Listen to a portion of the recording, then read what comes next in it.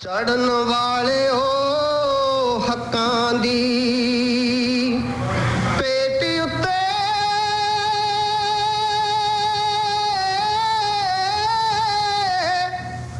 ਤੁਹਾਨੂੰ ਸ਼ਰਧਾ ਦੇ ਫੁੱਲ ਚੜਾਉਣ ਲੱਗਿਆ ਤੁਹਾਡੀ ਯਾਦ ਵਿੱਚ ਬੈਠ ਕੇ ਦੋ ਘੜੀਆਂ ਇੱਕ ਦੋ ਪਿਆਰ ਦੇ ਹੰਝੂ ਬਹਾਣ ਲੱਗਿਆ ਤੁਹਾਨੂੰ ਮਿਲੂ ਹੁੰਗਾਰਾ ਸੰਸਾਰ ਵਿੱਚੋਂ ਮੁੱਢ ਬੰਨਿਆ ਤੁਸੀਂ ਕਹਾਣੀਆਂ ਦਾ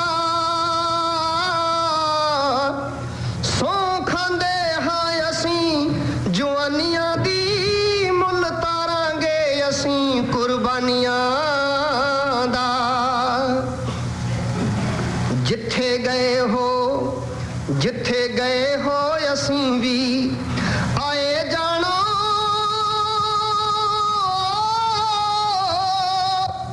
ਤੇ ਬਲਦੀ ਚਿਖਾ ਹੁਣ ਠੰਡੀ ਨਾ ਹੋਣ ਦੇਣੀ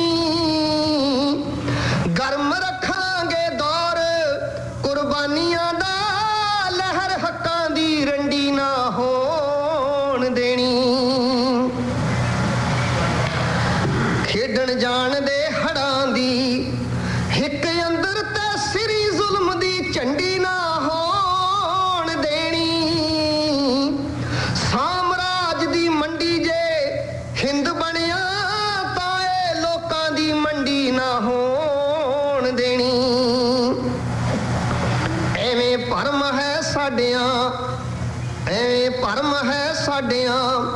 ਕਾਤਲਾਂ ਨੂੰ ਕਿ ਅਸੀਂ ਹੋਵਾਂਗੇ ਦੋ ਜਾਂ ਚਾਰ ਲੋਕੋ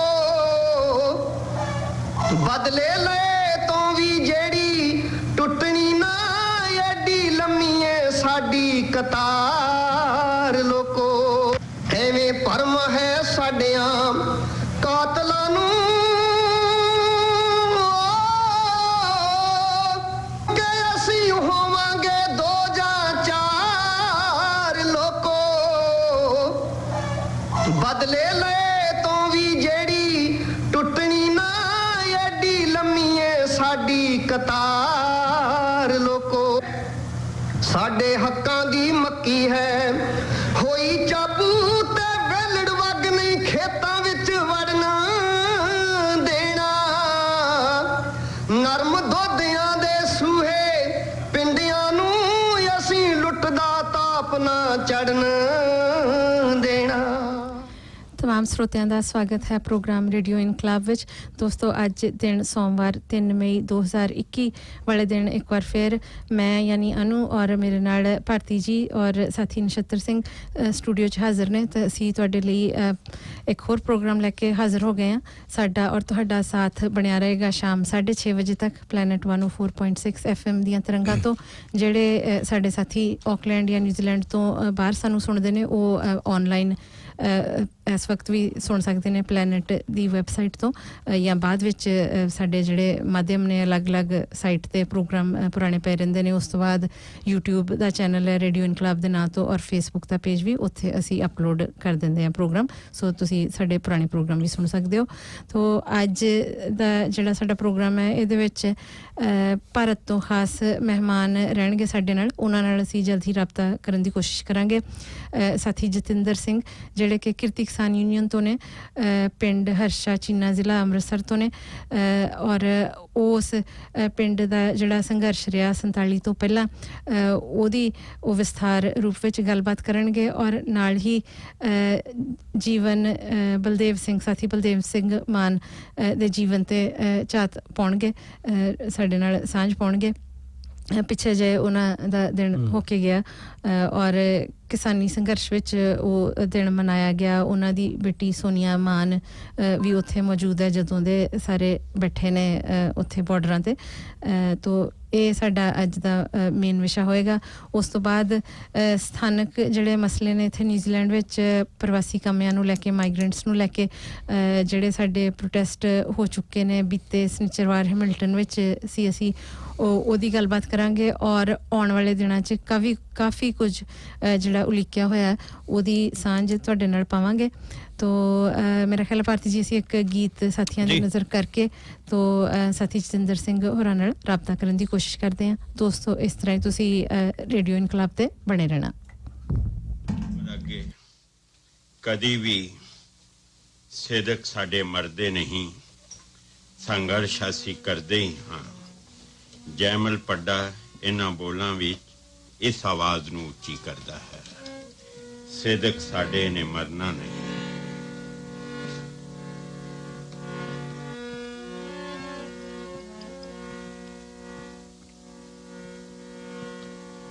ਸਿਦਕ ਸਾਡੇ ਨੇ ਕਦੇ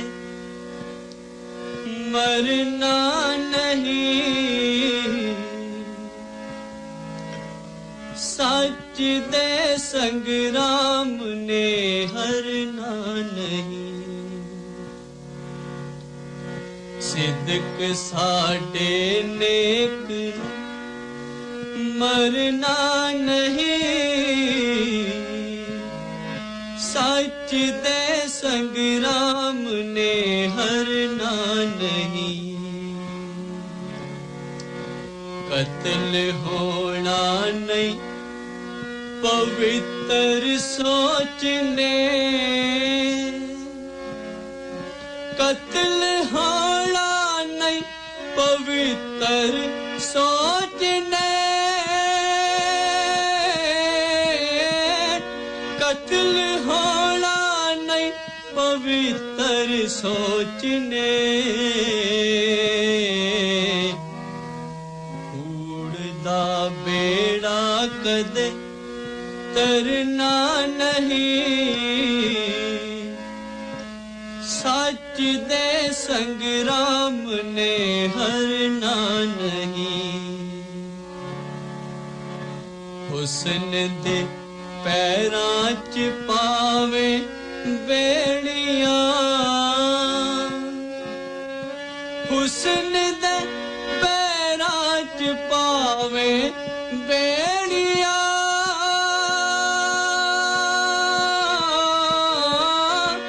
हुस्न दे पैरां च पावे बेड़ियां।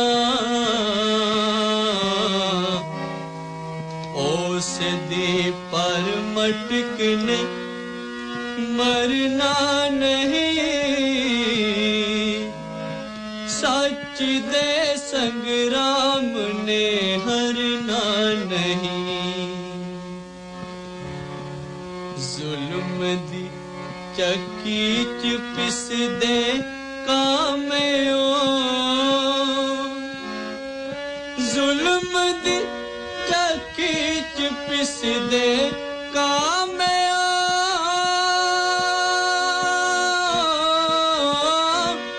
जुल्म दी चक्की च पिस दे कामया।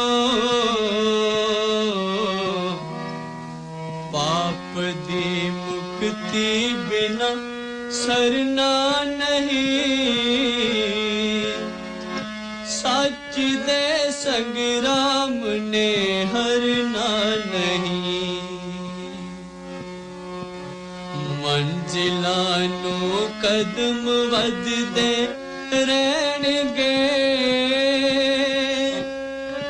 मंजिलां नू कदम वधदे रहणगे,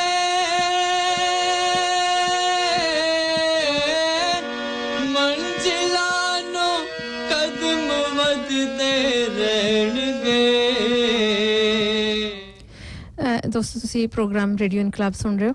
ਤੋ ਸਾਥੀ ਜੀ ਜਤਿੰਦਰ ਸਿੰਘ ਜਿਹੜੇ ਉਹਨਾਂ ਨੂੰ ਅਸੀਂ 15-20 ਮਿੰਟ ਰੁਕ ਕੇ ਦੁਬਾਰਾ ਕਾਲ ਕਰਾਂਗੇ, ਉਹ ਥੋੜੇ ਜਿਹੇ ਵਿਅਸਤ ਨੇ ਇਸ ਵਕਤ। ਤੋ ਅਸੀਂ ਫਿਰ ਸੋਚਿਆ ਕਿ ਜਿਹੜੇ ਇੱਥੋਂ ਦੇ ਲੋਕਲ ਮਸਲੇ ਨੇ ਪਹਿਲਾਂ ਉਹਨਾਂ ਤੇ ਗੱਲ ਕਰ ਲਈ ਜਾਵੇ। ਤੋ ਮੋਸਟਲੀ ਜਿਹੜੇ ਪ੍ਰਵਾਸੀ ਕਾਮਿਆਂ ਨੂੰ, ਮਾਈਗ੍ਰੈਂਟਸ ਨੂੰ ਲੈ ਕੇ ਲਗਾਤਾਰਤਾ ਨਾਲ ਪ੍ਰੋਟੈਸਟ ਜਿਹੜੇ ਚੱਲ ਰਹੇ ਨੇ, ਉਹਦੇ ਵਿੱਚ ਥੋੜਾ ਜਿਹਾ ਇੱਕ ਇਜ਼ਾਫਾ ਇਹ ਹੋਇਆ ਕਿ 4 ਅਲੱਗ-ਅਲੱਗ ਜਿਹੜੀਆਂ ਜਥੇਬੰਦੀਆਂ ਜਥੇਬੰਦੀਆਂ ਨੇ ਉਹਨਾਂ ਨੇ ਇਕੱਠੇ ਹੋ ਕੇ ਇੱਕ ਫੈਡਰੇਸ਼ਨ ਜਿਹੜੀ ਉਹਦਾ ਸੰਗਠਨ ਕੀਤਾ ਹੈ।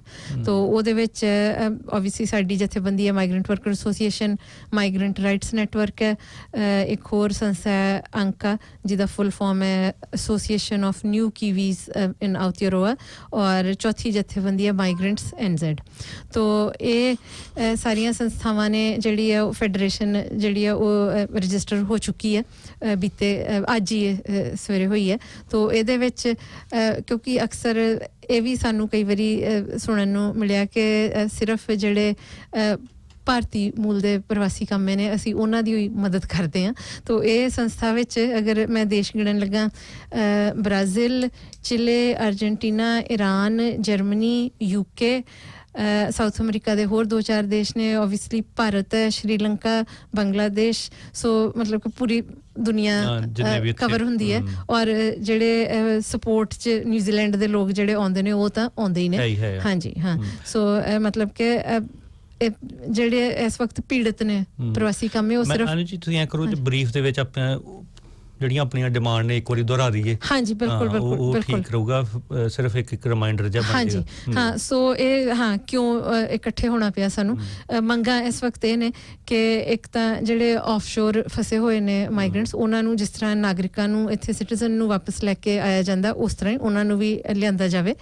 ਅਗਰ ਨਹੀਂ ਲੈ ਕੇ ਆਉਣਾ ਵਾਪਸ, ਕਮ ਸੇ ਕਮ ਕੋਈ ਪਬਲਿਕ ਅਨਾਊਂਸਮੈਂਟ ਕੀਤੀ ਜਾਵੇ ਕਿ ਉਹਨਾਂ ਦੇ ਭਵਿੱਖ ਵਿੱਚ ਕੀ ਪਿਆ ਹੈ, ਕੀ ਪਲਾਨ ਹੈ ਸਰਕਾਰ ਦਾ ਉਹਨਾਂ ਦੇ ਭਵਿੱਖ ਵਾਸਤੇ। ਹਮੇਸ਼ਾ ਤੇ ਨਹੀਂ ਰਹਿਣਾ, ਹਾਂ ਹਮੇਸ਼ਾ ਨਹੀਂ ਰਹਿਣਾ। ਸੋ ਅਸੀਂ ਸਮਝਦੇ ਹਾਂ ਕਿ ਇਸ ਸਿਚੁਏਸ਼ਨ ਦੇ ਵਿੱਚ ਤੁਸੀਂ ਲਾਈਆਂ ਰਿਸਟ੍ਰਿਕਸ਼ਨ ਠੀਕ ਹੈ ਜੀ ਜੀ, ਕਿਸੇ ਹਿਸਾਬ ਨਾਲ ਉਹ ਗਲਤ ਜਾਂ ਠੀਕ ਹੋ, ਪਰ ਉਹਨਾਂ ਨੂੰ ਕੋਈ ਆਸ਼ਵਾਸਨ ਦਿੱਤਾ ਜਾਵੇ। ਬਿਲਕੁਲ ਕੁਛ ਉਹਨਾਂ ਬਾਰੇ ਗੱਲ ਕੀਤੀ ਜਾਵੇ ਕਿਉਂਕਿ ਇਹ ਜਿਹੜੀ ਚੁੱਪੀ ਹੈ ਇਹ ਸ਼ੱਕ ਦੇ ਦਾਇਰੇ ਵਿੱਚ ਸਾਰਾ ਕੁਝ ਲੈ ਕੇ ਆਉਂਦੀ ਹੈ। ਇੱਕ ਤਾਂ ਇਹ ਮੰਗ ਹੈ। ਉਸ ਤੋਂ ਬਾਅਦ ਅਸੀਂ ਇਹ ਕਹਿ ਰਹੇ ਹਾਂ ਕਿ ਜਿਹੜੇ ਲੋਕ ਕਾਫੀ ਲੰਬੇ ਸਮੇਂ ਤੋਂ ਇੱਥੇ ਟੈਂਪਰਰੀ ਹੀ ਰਹਿ ਰਹੇ ਨੇ ਉਹਨਾਂ ਨੂੰ ਇੱਕ ਸਹੀ ਪਾਥਵੇ ਟੂ ਰੈਜ਼ੀਡੈਂਸ ਦਿੱਤਾ ਜਾਵੇ, ਨਾ ਕਿ ਹੁਣ ਸਕਿਲਡ ਮਾਈਗ੍ਰੈਂਟ ਹੈ ਹੁਣ ਇੰਨੇ ਪੁਆਇੰਟ ਨੇ ਫਿਰ ਪੁਆਇੰਟ ਵਧਾ ਦਿੱਤੇ। ਉਹ ਬਾਰ-ਬਾਰ ਜਿਹੜੇ ਚੇਂਜ ਹੁੰਦੀਆਂ ਨੇ ਪਾਲਿਸੀਜ਼ ਔਰ ਸਾਲ ਈਅਰ ਆਫਟਰ ਈਅਰ ਉਹ ਜ਼ਿਆਦਾ ਮੁਸ਼ਕਿਲ ਕਰ ਦਿੱਤਾ ਜਾਂਦਾ ਲੋਕਾਂ ਲਈ PR ਵਾਸਤੇ ਅਪਲਾਈ ਕਰਨਾ।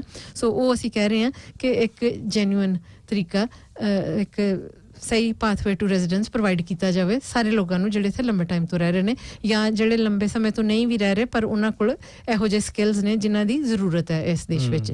ਇੱਕ ਇਹ ਹੈ। ਸੋ ਉਹਦੇ ਵਿੱਚੋਂ ਅਗਰ ਲੋਕ ਇਹ ਸਮਝ ਰਹੇ ਨੇ ਕਿ ਆਟੋਮੈਟਿਕਲੀ ਸਾਰਿਆਂ ਨੂੰ ਪੱਕੇ ਕਰ ਦਿੱਤਾ ਜਾਏਗਾ, ਇਹ ਨਹੀਂ ਅਸੀਂ ਕਹਿ ਰਹੇ। ਅਸੀਂ ਕਹਿ ਰਹੇ ਕਿ ਫਿਰ ਵੀ ਉਹ ਅਗਰ ਕੋਈ ਕ੍ਰਿਮੀਨਲ ਕਿਸੇ ਦਾ ਹੈਗਾ ਬੈਕਗਰਾਊਂਡ ਜਾਂ ਉਹ ਅਸੀਂ ਉਹ ਕਹਿ ਰਹੇ ਕਿ ਉਹਦੀ ਛਾਣਬੀਣ ਕੀਤੀ ਜਾਵੇ।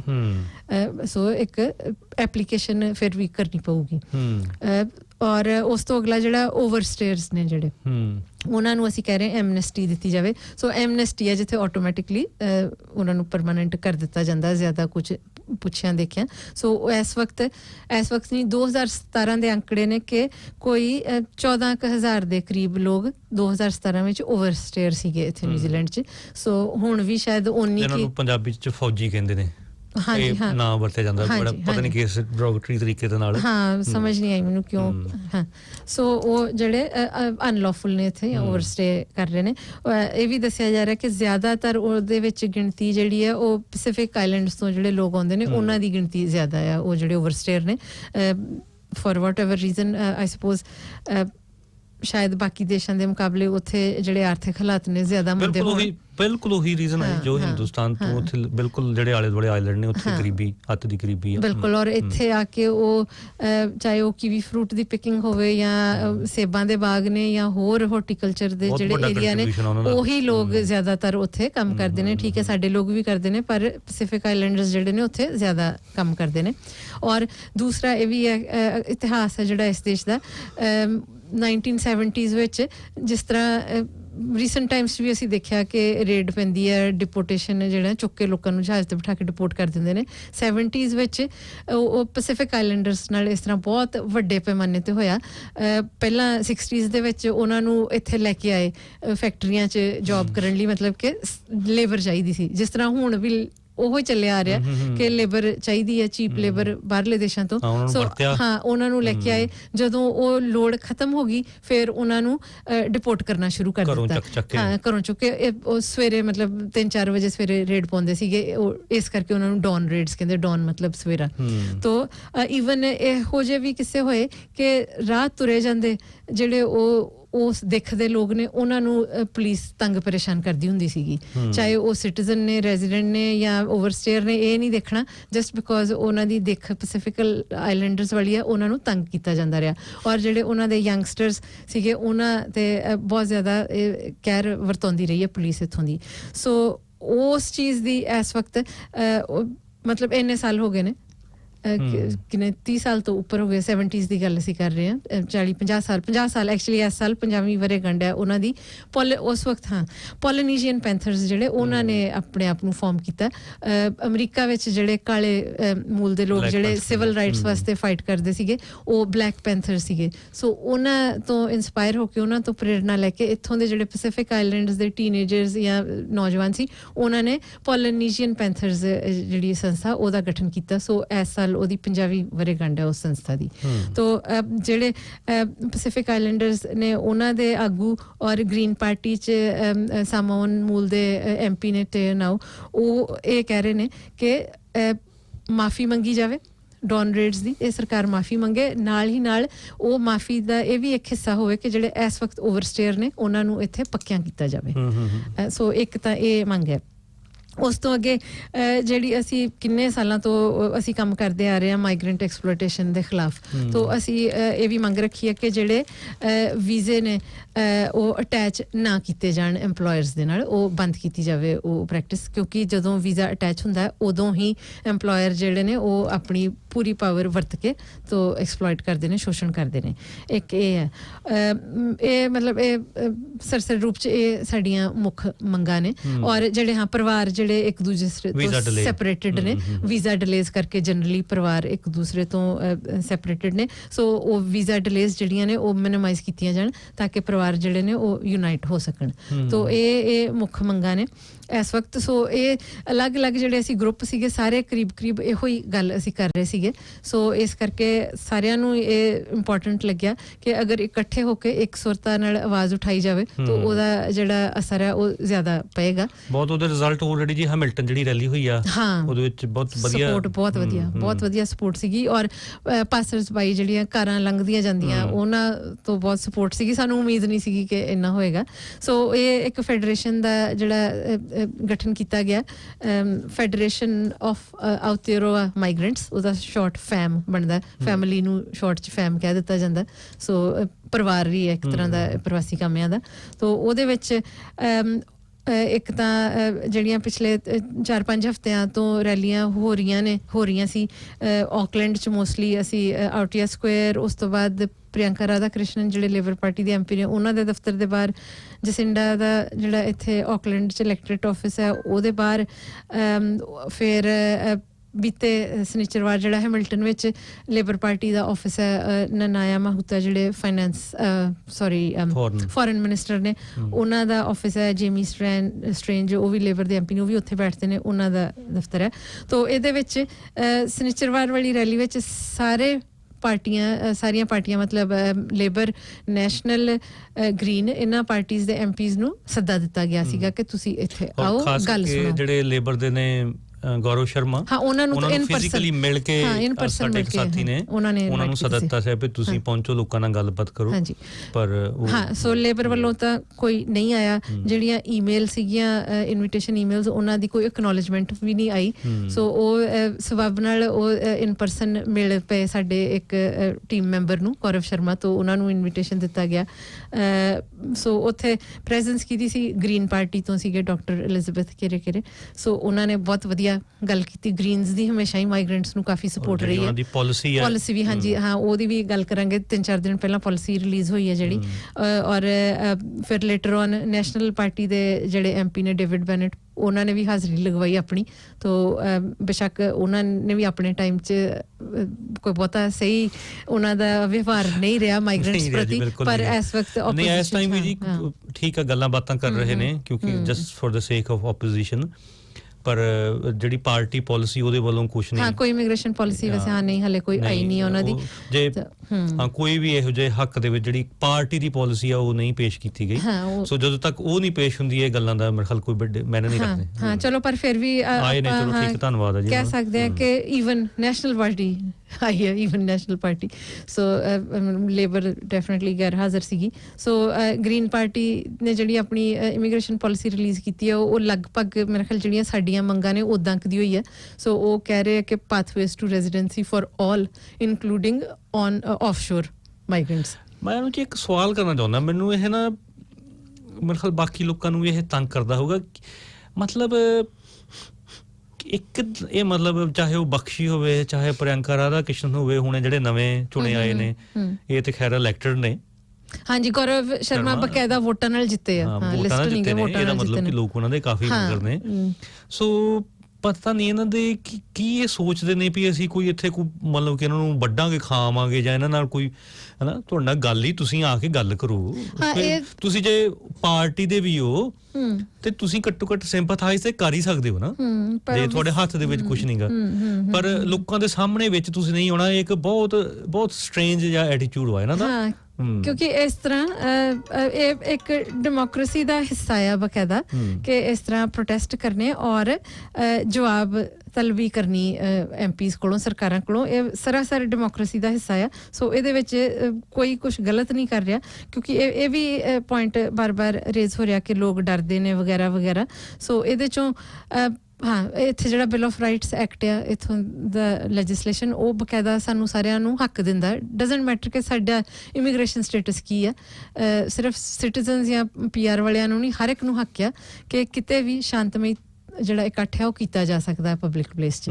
ਸੋ ਉਹਦੇ ਤਹਿਤ ਇਹ ਸਾਡਾ ਇੱਕ ਜਨਮ ਸਿੱਧ ਅਧਿਕਾਰ ਮੈਂ ਕਹੂੰਗੀ ਆ ਕਿ ਅਸੀਂ ਇਹ ਰੈਲੀਆਂ ਪ੍ਰੋਟੈਸਟ ਕਰ ਸਕਦੇ ਹਾਂ ਪਬਲਿਕ ਪਲੇਸ 'ਚ।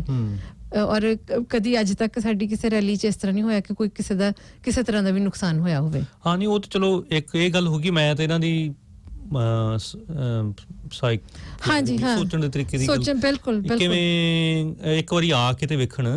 ਈਵਨ ਅਸੀਂ ਈਅਨ ਲੀਸ ਗੈਲੋ ਦੀ ਉਹਦੀ ਜਦੋਂ ਸਾਡਾ ਵਿਦਿਆਰਥੀ ਵਾਪਸ ਹੋਣੇ ਸੀ, ਅਸੀਂ ਉੱਥੇ ਗਏ ਸੀ, ਉਹਨਾਂ ਨੇ ਅਸੀਂ ਗੱਲਬਾਤ ਕੀਤੀ। ਹਾਂ, ਬਕਾਇਦਾ ਉਹਨੇ ਉਹ ਜਿਸ ਤਰ੍ਹਾਂ ਦਾ ਵੀ ਮੰਤਰੀ ਸੀ ਜਾਂ ਜਿਸ ਤਰ੍ਹਾਂ ਵੀ ਇਹਨਾਂ ਨੇ ਉਹਨੂੰ ਕੱਢਿਆ ਆ, ਪਰ ਉਹ ਗੱਲ ਜ਼ਰੂਰ ਉਹਨੇ ਕੀਤੀ ਸਾਡੇ ਨਾਲ ਆ ਕੇ। ਜੇ ਹੁਣ ਬਖਸ਼ੀ ਫਾਲਟੀ ਫ੍ਰਿਜਸ ਕਹਿ ਕੇ ਤੇ ਫਿਰ ਸਾਡੇ ਨਾਲ ਡਾਇਲੌਗ ਕਰਨਾ ਚਾਹੁੰਦਾ, ਉਹ ਇੰਨਾ ਸੌਖਾ ਕੰਮ ਨਹੀਂ। ਜਿਸ ਤਰੀਕੇ ਦਾ ਤੁਸੀਂ ਆਪਣਾ ਇੱਕ ਹੱਥ ਵਧਾਓਗੇ, ਕੋਈ ਸਿੰਪਥੀ ਸ਼ੋ ਕਰੋਗੇ, ਫਿਰ ਅਸੀਂ ਆਪਣਾ ਹੱਥ ਗਾਂਹ ਵਧਾਵਾਂਗੇ ਨਾ। ਜੇ ਤੁਸੀਂ ਸਾਡੇ ਵਿਰੋਧ ਚ ਭੁਗਤਣਾ, ਫਿਰ ਅਸੀਂ ਕਿਉਂ ਤੁਹਾਡੇ ਨਾਲ ਗੱਲਬਾਤ ਕਰਨ ਦੇ ਕਿਆ। ਹਾਂ ਬਿਲਕੁਲ, ਜਿਸ ਤਰ੍ਹਾਂ ਉਹ ਡੌਨ ਰੇਡਸ ਲਈ ਅਪੋਲੋਜੀ ਮੰਗੀ ਜਾਂਦੀ ਹੈ, ਮੇਰਾ ਖਿਆਲ ਹੈ ਕਿ ਜਿਹੜੇ ਮਾਈਗ੍ਰੈਂਟਸ ਨੇ ਉਹਨਾਂ ਨੂੰ ਵੀ ਸ਼ਾਇਦ ਇਹ ਡਿਮਾਂਡ ਕਰਨਾ ਚਾਹੀਦਾ। ਬੇਸ਼ੱਕ ਉਦੋਂ ਜੌਨ ਕੀ ਹੋਰਾਂ ਨੇ ਕਹਿ ਦਿੱਤਾ ਸੀਗਾ ਕਿ ਬਖਸ਼ੀ ਹੋਰਾਂ ਦੀ ਸ਼ਬਦਾਂ ਦੀ ਚੋਣ ਇਸ ਤੋਂ ਬਿਹਤਰ ਹੋ ਸਕਦੀ ਸੀਗੀ, ਪਰ ਉਹ that's not same as an apology। ਨਹੀਂ ਜੀ, ਦੇਖੋ ਇਹ ਤੇ ਜਿਹੜੀ ਅਪੋਲੋਜੀ ਆ ਨਾ, ਇਹ ਤੇ ਬਖਸ਼ੀ ਹੋਣਾ ਦੀ ਪਰਸਨਲੀ ਵੀ ਆ, ਨੈਸ਼ਨਲ ਪਾਰਟੀ ਦੀ ਆ, ਔਰ ਲੇਬਰ ਨੇ ਜੋ ਉਹਨੇ ਵਿੰਸਟਨ ਪੀਟਰ ਨੇ ਜਿਹੜੇ ਬਿਆਨਬਾਜ਼ੀ ਕੀਤੀ ਸੀ ਤੇ ਉਹ ਹਮੇਸ਼ਾ ਪ੍ਰਧਾਨ ਮੰਤਰੀ ਜੀ ਇਹ ਕਹਿੰਦੇ ਸੀ ਕਿ ਸਾਡੀ ਇਹ ਪਾਰਟੀ ਦਾ ਮੈਂਬਰ ਨਹੀਂਗਾ, ਇਹ ਵੀ ਬਹੁਤ ਗਲਤ ਉਹਨਾਂ ਦਾ ਐਕਸਕਿਊਜ਼ ਸੀਗਾ। ਉਹ ਵੀ ਮਾਫੀ ਬਣਦੀ ਹੈ ਇਹਨਾਂ ਦੀ। ਬਿਲਕੁਲ ਬਿਲਕੁਲ ਬਿਲਕੁਲ। ਔਰ ਉਸ ਵਕਤ ਤਾਂ ਉਹ ਗੱਠਜੋੜ ਵਾਲੀ ਸਰਕਾਰ ਸੀਗੀ, ਸੋ ਉਹ ਸਰਕਾਰ ਦਾ ਹਿੱਸਾ ਨੇ। ਸੋ ਉਸ ਹੁਣ ਤੇ ਉਹ ਚਲਾ ਵੀ ਗਿਆ, ਹੁਣੀ ਤੁਸੀਂ ਅਪੋਲੋਜਾਈਜ਼ ਕਰ ਦਿਓ ਵੀ ਉਹਨੇ ਗਲਤ ਕਿਹਾ ਸੀਗਾ। ਹਾਂ, ਕਿਉਂਕਿ ਇਹ ਜਿਹੜੀਆਂ ਗੱਲਾਂ ਨੇ ਲੋਕਾਂ 'ਚ ਬਿਲਕੁਲ ਅਸਰਅੰਦਾਜ਼ ਹੁੰਦੀਆਂ ਨੇ ਜਦੋਂ ਕੋਈ ਇਸ ਤਰ੍ਹਾਂ ਗਲਤ ਸ਼ਬਦਾਵਲੀ ਵਰਤੀ ਜਾਂਦੀ ਹੈ ਜਾਂ ਕਿਸੇ ਨੂੰ ਉਹ ਰੇਸਿਜ਼ਮ ਦਾ ਟਾਰਗੇਟ ਬਣਾਇਆ ਜਾਂਦਾ ਹੈ, ਤਾਂ ਉਹ ਬਿਲਕੁਲ ਫਰਜ਼ ਬਣਦਾ ਸਰਕਾਰਾਂ ਦਾ ਕਿ ਉਸ ਚੀਜ਼ ਵੱਲ ਧਿਆਨ ਦਿੱਤਾ ਜਾਏ। ਤਾਂ ਇਹ ਹਾਂਜੀ, ਇਹ ਜਿਹੜੀ ਸੀ ਫੈਡਰੇਸ਼ਨ ਦੀ ਗੱਲ ਕਰ ਰਹੇ ਸੀਗੇ। ਸੋ ਅਗਲੇ ਜਿਹੜੇ ਸਾਡੇ ਕੁਝ ਪ੍ਰੋਟੈਸਟ ਨੇ ਉਹ ਇਸ ਫੈਡਰੇਸ਼ਨ ਦੇ ਤਹਿਤ ਹੋਣਗੇ। ਤਾਂ ਆਉਣ ਵਾਲੇ ਦਿਨਾਂ 'ਚ 13 ਮਈ ਜਿਹੜਾ ਕਿ ਇੱਕ ਇੰਪੋਰਟੈਂਟ ਦਿਨ ਆ। ਇੰਨੇ ਕੁ ਜ਼ਿਆਦਾ ਪਟੀਸ਼ਨ ਹੋਏ ਨੇ ਇਮੀਗ੍ਰੇਸ਼ਨ ਦੇ ਮਸਲਿਆਂ ਨੂੰ ਲੈ ਕੇ ਪਿਛਲੇ 1 ਸਾਲ 'ਚ, ਕੋਵਿਡ ਵਾਲੇ ਸਾਲ 'ਚ, ਕਿ 2 ਚੀਜ਼ਾਂ ਹੋਈਆਂ ਨੇ। ਇਸ ਸਰਕਾਰ ਨੂੰ ਇੱਕ ਤਾਂ ਸਪੈਸ਼ਲ ਇੱਕ ਕਮੇਟੀ ਬਣਾਉਣੀ ਪਈ ਹੈ ਜਿਹੜੀ ਸਿਰਫ ਪਟੀਸ਼ਨ ਹੀ ਲੈਂਦੀ ਆ, ਉਹ ਪਹਿਲਾਂ ਸ਼ਾਇਦ ਕਦੀ ਨਹੀਂ ਹੋਇਆ। ਸੋ ਉਹ ਇੱਕ ਸਪੈਸ਼ਲ ਕਮੇਟੀ ਆ ਪਟੀਸ਼ਨ ਰਿਸੀਵ ਕਰਨ ਲਈ, ਫਿਰ ਉਸ ਤੋਂ ਬਾਅਦ ਉਹ ਦੇਖਦੇ ਨੇ ਕਿ ਕੀ ਪਟੀਸ਼ਨ ਹੈ, ਕਿਹੜੇ ਪਾਸੇ ਜਾਣਾ ਚਾਹੀਦਾ। ਸੋ ਇੱਕ ਇਹ ਚੀਜ਼। ਦੂਸਰਾ ਇਹ ਹੋਇਆ ਕਿ ਇੰਨੇ ਜ਼ਿਆਦਾ ਇਮੀਗ੍ਰੇਸ਼ਨ ਦੇ ਨਾਲ ਸੰਬੰਧਿਤ ਪਟੀਸ਼ਨ ਹੋਏ ਨੇ ਕਿ 13 ਮਈ ਨੂੰ ਇਹਨਾਂ ਨੇ ਉਹ ਆਫਟਰਨੂਨ ਅੱਧਾ ਦਿਨ ਪਾਰਲੀਮੈਂਟ ਹਾਊਸ ਵਿੱਚ ਰੱਖਿਆ ਕਿ ਇਮੀਗ੍ਰੇਸ਼ਨ ਤੇ ਹੀ ਡਿਬੇਟ ਹੋਊਗੀ, ਚਰਚਾ ਹੋਊਗੀ। ਉਹ ਇਹਨਾਂ ਤੇ ਪ੍ਰੈਸ਼ਰ ਪਿਆ ਆ ਤੇ ਤਾਂ ਇਹਨਾਂ ਨੂੰ ਕਰਨਾ ਪਿਆ ਆ। ਸੋ ਅਸੀਂ ਉਸ ਦਿਨ 13 ਮਈ ਨੂੰ ਇਹ ਫੈਡਰੇਸ਼ਨ ਦੇ ਸਾਰੇ ਜਿਹੜੇ ਮੈਂਬਰਸ ਨੇ ਔਰ ਹੋਰ ਵਾਈਡਰ ਪਬਲਿਕ ਹੈ ਜਿਹੜੀ, ਅਸੀਂ ਪਾਰਲੀਮੈਂਟ ਦੇ ਬਾਹਰ ਹੋਵਾਂਗੇ 12:30 ਵਜੇ ਦੁਪਹਿਰ ਪ੍ਰੋਟੈਸਟ ਸਾਡਾ ਹੋਊਗਾ। ਉਸ ਤੋਂ ਬਾਅਦ ਅਸੀਂ ਸਾਨੂੰ ਉਹਨਾਂ ਨੇ ਇਜਾਜ਼ਤ ਦੇ ਦਿੱਤੀ ਹੈ ਕਿ ਅਸੀਂ ਅੰਦਰ ਜਾ ਕੇ ਡਿਬੇਟ ਜਿਹੜੀ ਹੈ ਉਹਨਾਂ ਦੀ ਦੇਖ ਸਕਦੇ ਹਾਂ, ਸੁਣ ਸਕਦੇ ਹਾਂ।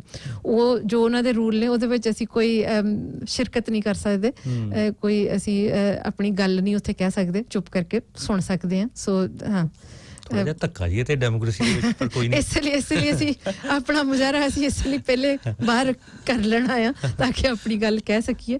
ਔਰ ਉਸ ਤੋਂ ਪਹਿਲਾਂ 12 ਤਰੀਕ ਜਿਹੜਾ ਕਿ ਬੁੱਧਵਾਰ ਆ, ਸ਼ਾਮ ਨੂੰ 5:30 ਵਜੇ 4 ਅਲੱਗ-ਅਲੱਗ ਸ਼ਹਿਰਾਂ 'ਚ ਜਿਹੜੇ ਆ ਉੱਥੇ ਵੀ ਗੈਦਰਿੰਗ ਹੋਏਗੀ ਤਾਂ ਕਿ ਅਸੀਂ ਇਹ ਇਸ਼ੂ ਦਾ ਇੱਕ ਜਿਹੜਾ ਮੋਮੈਂਟਮ ਆ ਇੱਕ ਉਹਦੀ ਗਤੀ ਬਣਾ ਸਕੀਏ।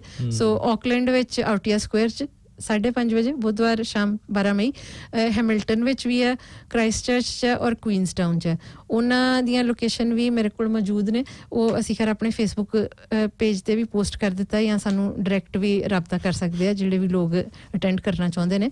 ਤੋ ਹਾਂ, ਕਿਉਂਕਿ ਅਸੀਂ ਇਸ ਗੱਲ ਦਾ ਖਿਆਲ ਰੱਖਿਆ ਕਿ ਸਾਰੇ ਲੋਕ ਵੈਲਿੰਗਟਨ ਨਹੀਂ ਜਾ ਸਕਦੇ ਜਾਂ ਟਾਈਮ ਆਫ ਨਹੀਂ ਕਰ ਸਕਦੇ, ਇਸ ਲਈ ਆਪਣੇ ਆਪਣੇ ਸੈਂਟਰਸ 'ਚ ਅਗਰ ਕੋਈ ਹੋਰ ਉਸ ਤੋਂ ਇਲਾਵਾ ਇਹਨਾਂ 4 ਸ਼ਹਿਰਾਂ ਤੋਂ ਇਲਾਵਾ ਕੋਈ ਕਰਨਾ ਚਾਹੁੰਦਾ ਹੈ ਆਰਗੇਨਾਈਜ਼ ਆਪਣੇ ਸ਼ਹਿਰ 'ਚ ਗੈਦਰਿੰਗ, ਤਾਂ ਤੁਸੀਂ ਸਾਡੇ ਨਾਲ ਰਾਬਤਾ ਕਰ ਸਕਦੇ ਹੋ, ਅਸੀਂ ਮਦਦ ਪੂਰੀ ਕਰਾਂਗੇ। ਇੱਕ ਨੂੰ ਜੀ ਮੈਂ ਹੋਰ ਇਹ 'ਚ ਐਡ ਕਰਨਾ ਚਾਹੂੰਗਾ ਹਾਂਜੀ ਕਿ ਜਿੰਨਾ ਜਿਹੜੇ ਪੀੜਤ ਨੇ ਉਹ ਜਿੰਨੇ ਜਥੇਬੰਦ ਹੋਇਆ, ਮੈਨੂੰ ਲੱਗਦਾ ਉਧਰ ਥੋੜਾ ਵੈਲਿੰਗਟਨ ਵਾਲਾ ਸਾਰਾ ਜਹਾਜ਼ ਹੀ, ਹਾਂ ਮੈਨੂੰ ਲੱਗਦਾ ਫਲਾਈਟ ਇੱਥੋਂ ਆਕਲੈਂਡ ਤੋਂ ਪੂਰੀ ਬੁਕਿੰਗ ਵੱਡੀ ਹੋਈ ਮੈਨੂੰ ਲੱਗਦਾ ਹੈ। ਔਰ ਇੱਕ ਜਿਹੜੇ ਆਪਣੇ ਕੀ ਨਾ ਉਹਨਾਂ ਦਾ ਕਿਹੜੇ ਪਟੇਲ, ਮੈਨੂੰ ਯਾਦ ਚੇਤਨ ਪਟੇਲ ਸ਼ਾਇਦ, ਹਾਂ, ਉਹਨਾਂ ਨੇ ਉੱਤੇ ਰੈਲੀ ਦੇ ਆ ਕੇ ਉਹ ਕੋਈ ਉਹਨਾਂ ਨੂੰ ਪ੍ਰੋਬਲਮ ਨਹੀਂ ਗਈ। ਉਹਨਾਂ ਨੇ ਸਾਨੂੰ ਕਿਹਾ, ਉਹਨਾਂ ਨੇ ਫੇਸਬੁੱਕ ਤੇ ਪੋਸਟ ਵੀ ਪਾਈ ਹੈ ਕਿ ਮੈਂ ਘੱਟੋ ਘੱਟ 2 ਬੰਦਿਆਂ ਦਾ ਮੈਂ ਕਿਰਾਇਆ ਦਊਂਗਾ ਜਿਹੜੇ ਜਾਣਾ ਚਾਹੁੰਦੇ ਨੇ, ਜਿਹੜੇ ਜਿਹਨਾਂ ਕੋਲ ਪੈਸੇ ਹੈ ਨਹੀਂਗੇ। ਸੋ ਜਿਹੜੇ ਆਮ ਲੋਕਾਂ ਦੀ ਜਿਹੜੀ ਸਿੰਪਥੀ ਨਾਲ ਬਹੁਤ ਜ਼ਿਆਦਾ ਆ ਰਹੀ ਹੈ, ਜਦ ਕਿ ਉਹਨਾਂ ਦਾ ਕੋਈ ਮਸਲਾ ਵੀ ਨਹੀਂ ਹੈ। ਸਾਨੂੰ ਪਹਿਲੀ ਵਾਰੀ ਉਹ ਤੁਰੇ ਜਾਂਦੇ ਉੱਥੇ, ਜਦੋਂ ਆਪਾਂ ਜਸਿੰਦਰ ਉਹਨਾਂ ਦੇ ਕੀਤਾ, ਉੱਥੇ ਉਹ ਸਾਡੇ ਨਾਲ ਸ਼ਾਮਲ ਹੋਏ। ਔਰ ਪਿਛਲੀ ਰੈਲੀ ਦੇ ਵਿੱਚ ਉਹ ਆਕਲੈਂਡ ਤੋਂ ਹੈਮਿਲਟਨ ਗਏ ਨੇ। ਸੋ ਲੋਕਾਂ ਦੇ ਵਿੱਚ ਕਾਫੀ ਇਹ ਵੱਧ ਰਿਹਾ, ਰੋਸ ਵੱਧ ਰਿਹਾ ਔਰ ਬਿਲਕੁਲ ਵਾਜਬ ਹੈ। ਮੈਂ ਆਉਂਦੇ RNZ ਦੇ ਉੱਪਰ ਜਿਹੜਾ ਆਪਣਾ ਵੌਇਸਿਸ ਹੁੰਦਾ ਪ੍ਰੋਗਰਾਮ ਉਹ ਸੁਣ ਰਿਹਾ ਸੀ, ਉਹ ਵੀ ਇੱਥੇ ਡੈਡੀਕੇਟਡ ਸੀਗਾ। ਉਹ ਆਪਣੀ ਜਿਹੜੇ ਵੀ ਪੀੜਤ ਨੇ, ਗਗਨਦੀਪ ਕੌਰ ਸੀ ਸ਼ਾਇਦ ਉਹਨਾਂ ਦਾ, ਉਹ ਉਹਨਾਂ ਦੀ ਬੱਚੀ ਆ ਉੱਥੇ, ਤੇ ਉਹ ਬਾਰ-ਬਾਰ ਹੀ ਕਹਿ ਰਹੇ ਸੀ ਵੀ ਜਸਿੰਦਰ ਨੂੰ ਤੇ ਪਤਾ ਹੋਣਾ ਚਾਹੀਦਾ ਨਾ ਵੀ ਉਹਦੀ ਆਪਣੀ ਵੀ ਇੱਕ ਬੇਟੀ ਹੈ। ਸੋ ਬਹੁਤ ਹਾਲਾਤ, ਖਰਾਬ ਹਾਲਾਤਾਂ ਦੇ ਵਿੱਚੋਂ ਲੋਕ ਲੰਘ ਰਹੇ ਨੇ। ਔਰ ਅੱਜ ਇਹ ਪਤਾ ਨਹੀਂ ਸਮਝਦੇ ਨਹੀਂ ਆ, ਫਿਰ ਵੀ ਜਾਣਬੁੱਝ ਕੇ ਇਹਨਾਂ ਨੇ ਉਹ ਕੱਟ ਲਾਉਣਾ ਨਾ ਨੰਬਰਸ ਦਾ। ਸੋ ਅੱਜ ਦੀ ਜਿਹੜੀ ਖਬਰ ਆ ਇੱਕ ਕਿ ਜਿਹੜਾ ਪ੍ਰੋਡਕਟਿਵਿਟੀ ਕਮਿਸ਼ਨ ਆ, ਉਹਨੂੰ ਇਹ ਦਿੱਤੀ ਗਈ ਹੈ ਜ਼ਿੰਮੇਵਾਰੀ ਕਿ ਉਹ ਇਨਕੁਆਇਰੀ ਉਹ ਬਿਠਾਏਗਾ, ਪ੍ਰੋਡਕਟਿਵਿਟੀ ਕਮਿਸ਼ਨ ਮਿਨਿਸਟਰ ਦੇ ਕਹਿਣ ਤੇ ਇਨਕੁਆਇਰੀ ਇਸ ਚੀਜ਼ 'ਚ ਕਿ ਜਿਹੜੀ ਇਮੀਗ੍ਰੇਸ਼ਨ ਆ ਉਹਦਾ ਕੀ ਇੰਪੈਕਟ ਹੁੰਦਾ ਆ ਹਾਊਸਿੰਗ ਤੇ, ਲੇਬਰ ਮਾਰਕੀਟ ਤੇ ਐਨਵਾਇਰਨਮੈਂਟ ਤੇ ਇਹਦੀ ਫਾਈਨਲ ਆਊਟਕਮ ਜਿਹੜਾ ਅਪ੍ਰੈਲ 2022 ਜਾਊਗਾ, ਮਤਲਬ ਕਿ ਇੱਕ ਹੋਰ ਸਾਲ। ਤੇ ਉਹ ਇਹੋ ਜਿਹੇ ਫੈਸਲੇ ਇਮੀਗ੍ਰੇਸ਼ਨ ਨੂੰ ਇਫੈਕਟ ਕਰਦੇ ਨਾ ਫਿਰ। ਹਾਂਜੀ, ਉਹ ਉੱਥੇ ਜਾਣਾ। ਤਾਂ ਉਹਦੇ ਵਿੱਚ ਉਹਨਾਂ ਨੇ ਕਲੀਅਰ ਲਿਖਿਆ ਆ ਕਿ ਖਾਸ ਕਰਕੇ ਜਿਹੜੀ ਲੋ ਸਕਿਲਡ ਮਾਈਗ੍ਰੈਂਟਸ ਦੀ ਜਿਹੜੀ ਇਮੀਗ੍ਰੇਸ਼ਨ ਹੋਈ ਹੈ ਉਹਨੇ ਕੋਈ ਬਹੁਤਾ ਫਾਇਦਾ ਨਹੀਂ ਕੀਤਾ। ਸੋ ਇਹ ਮੈਨੂੰ ਬੜੇ ਅਫਸੋਸ ਨਾਲ ਕਹਿਣਾ ਪੈਂਦਾ, ਇਹਦੇ ਵਿੱਚ ਜਿਹੜੇ ਲੋ ਸਕਿਲਡ ਜਿਹੜੀਆਂ ਨੌਕਰੀਆਂ ਉਹ ਕਰ ਰਹੇ ਨੇ, ਜਿਹੜਾ ਕੋਈ ਕਰਨਾ ਨਹੀਂ ਚਾਹੁੰਦਾ, ਹਾਂਜੀ ਉਹ ਉਹਨਾਂ ਦਾ ਕੋਈ ਕੰਟਰੀਬਿਊਸ਼ਨ ਨਹੀਂ। ਸੋ ਇਨਕੁਆਇਰੀ ਤੇ ਸਗੋਂ ਇਹ ਹੋਣੀ ਚਾਹੀਦੀ ਹੈ ਕਿ ਜਿਹੜੇ ਪੂੰਜੀਵਾਦੀ ਸਿਸਟਮ 'ਚ ਅਸੀਂ ਰਹਿੰਦੇ ਹਾਂ ਉਹਦਾ ਕੀ ਅਸਰ ਪੈਂਦਾ ਆ ਇਹ ਸਾਰੀਆਂ ਚੀਜ਼ਾਂ ਤੇ, ਨਾ ਕਿ ਜਿਹੜੇ ਲੋਕ ਪ੍ਰਵਾਸੀ ਕਾਮੇ ਬਾਹਰਲੇ ਦੇਸ਼ਾਂ 'ਚੋਂ ਆ ਕੇ ਤੁਹਾਡੇ ਉਹ ਗੈਪ ਪੂਰੇ ਕਰਦੇ ਨੇ। ਸੋ ਉਹ ਮਤਲਬ ਇਸ ਇਨਕੁਆਇਰੀ ਦਾ ਆਊਟਕਮ ਬਹੁਤ ਖਤਰਨਾਕ ਹੋਊਗਾ, ਮੈਂ ਇਹ ਕਹਿ ਰਹੀ ਹਾਂ। ਬਿਲਕੁਲ। ਸੋ ਜੇ ਕਿਸੇ ਨੂੰ ਲੱਗਦਾ ਕਿ ਇਹ ਚੰਗੀ ਚੀਜ਼ ਆ, ਕਿਉਂਕਿ ਉਹ ਜਿਹੜੇ ਐਰਿਕਾ ਸਟੈਨਫੋਰਡ ਨੇ ਨੈਸ਼ਨਲ ਪਾਰਟੀ ਦੇ, ਉਹ ਵੀ ਇਹੋ ਹੀ ਚਾਹੁੰਦੇ ਸੀਗੇ ਕਿ ਇਨਕੁਆਇਰੀ ਬੈਠੇ, ਕਿਉਂਕਿ ਉਹਨਾਂ ਨੇ ਵੀ ਕੋਈ ਸੋਲੂਸ਼ਨ ਨਹੀਂਗਾ ਪ੍ਰਪੋਜ਼ ਕੀਤਾ। ਉਹ ਪ੍ਰੋਬਲਮ ਦੀ ਬਹੁਤ ਗੱਲ ਕਰਦੇ ਨੇ ਕਿ ਮਾਈਗ੍ਰੈਂਟਸ ਨੂੰ ਆ ਚੱਲਣਾ ਪੈ ਰਿਹਾ ਆ, ਪਰ ਸੋਲੂਸ਼ਨ ਨਹੀਂ ਉਹਨਾਂ ਕੋਲੋਂ ਪਾਰਟੀ ਪਾਲਿਸੀ ਨਹੀਂ ਹੈ ਕੋਈ। ਹਾਂ, ਸੋ ਇਹ ਪ੍ਰੋਡਕਟਿਵਿਟੀ ਕਮਿਸ਼ਨ ਦੀ ਜਿਹੜੀ ਇਨਕੁਆਇਰੀ ਹੈ, ਇਹ ਮੈਨੂੰ ਨਹੀਂ ਆਸ ਕਿ ਇਹਦੇ ਚੋਂ ਕੁਝ ਚੰਗਾ ਨਿਕਲੂਗਾ। ਜਿਹੜੇ ਸਾਡੇ ਪਹਿਲਾਂ ਹੀ ਬਿਲਕੁਲ ਹਾਸ਼ੀਏ ਤੇ ਧੱਕੇ ਹੋਏ ਲੋ ਸਕਿਲਡ, ਇਹ ਉਹਨਾਂ ਨੂੰ ਲੋ ਸਕਿਲਡ ਕਹਿੰਦੇ ਆ। ਸਾਡੇ ਲਈ ਤੇ ਸਾਰੇ ਇਨਸਾਨ ਬਰਾਬਰ ਨੇ, ਚਾਹੇ ਜਿਹੜਾ ਵੀ ਸਕਿੱਲ ਹੋਵੇ ਉਹਦੇ ਕੋਲ। ਜਿਨ੍ਹਾਂ ਦਾ ਸਭ ਤੋਂ ਜ਼ਿਆਦਾ ਸ਼ੋਸ਼ਣ ਹੁੰਦਾ ਆ, ਉਹਨਾਂ ਨੂੰ ਮਤਲਬ ਇਹ ਇੱਥੋਂ ਬਾਹਰ ਕੱਢਣ ਦੀਆਂ ਤਿਆਰੀਆਂ ਨੇ, ਔਰ 1 ਸਾਲ ਲਾਉਣਗੇ। ਮਤਲਬ ਇਹ ਸਾਰਿਆਂ ਨੂੰ ਆਲਰੇਡੀ ਪਤਾ ਆ ਵੀ ਕੀ ਮਸਲਾ ਆ। ਸੋ ਉਹਦੇ ਚ ਮਤਲਬ ਜਿੰਨਾ ਕੁ ਨਿਚੋੜਿਆ ਜਾ ਸਕਦਾ, ਹਾਂ 1 ਸਾਲ ਹੋਰ, ਹਾਂ ਉਹਨਾਂ ਨੂੰ ਫਾਇਦਾ ਲੈ ਲਓ। ਸੋ ਇਹ ਕੁਛ ਹੈ ਜੀ। ਪ੍ਰੋਗਰਾਮ ਦੇ ਅਖੀਰ 'ਚ ਇੱਕ ਵਾਰੀ ਫਿਰ ਸਾਰਿਆਂ ਨਾਲ ਜਾਣਕਾਰੀ ਸਾਂਝੀ ਕਰ ਲਵਾਂਗੇ ਜਿਹੜੇ ਆਉਣ ਵਾਲੇ ਸਾਡੇ ਇਵੈਂਟ ਨੇ। ਸੋ ਅਸੀਂ ਆਉਂਦੇ ਸ਼ਨੀਚਰਵਾਰ ਇਹ ਮਾਈਗ੍ਰੈਂਟਸ ਵਾਲਾ ਪ੍ਰੋਟੈਸਟ ਨਹੀਂ ਰੱਖਾਂਗੇ, ਕਿਉਂਕਿ ਉਸ ਤੋਂ 2-4 ਦਿਨ ਬਾਅਦ ਹੀ ਫਿਰ ਵੈਲਿੰਗਟਨ ਵਾਲਾ ਹੈ। ਉਸ ਤੋਂ ਪਹਿਲੇ ਆਕਲੈਂਡ ਤੇ ਬਾਕੀ ਸ਼ਹਿਰ ਔਰ ਵੈਲਿੰਗਟਨ।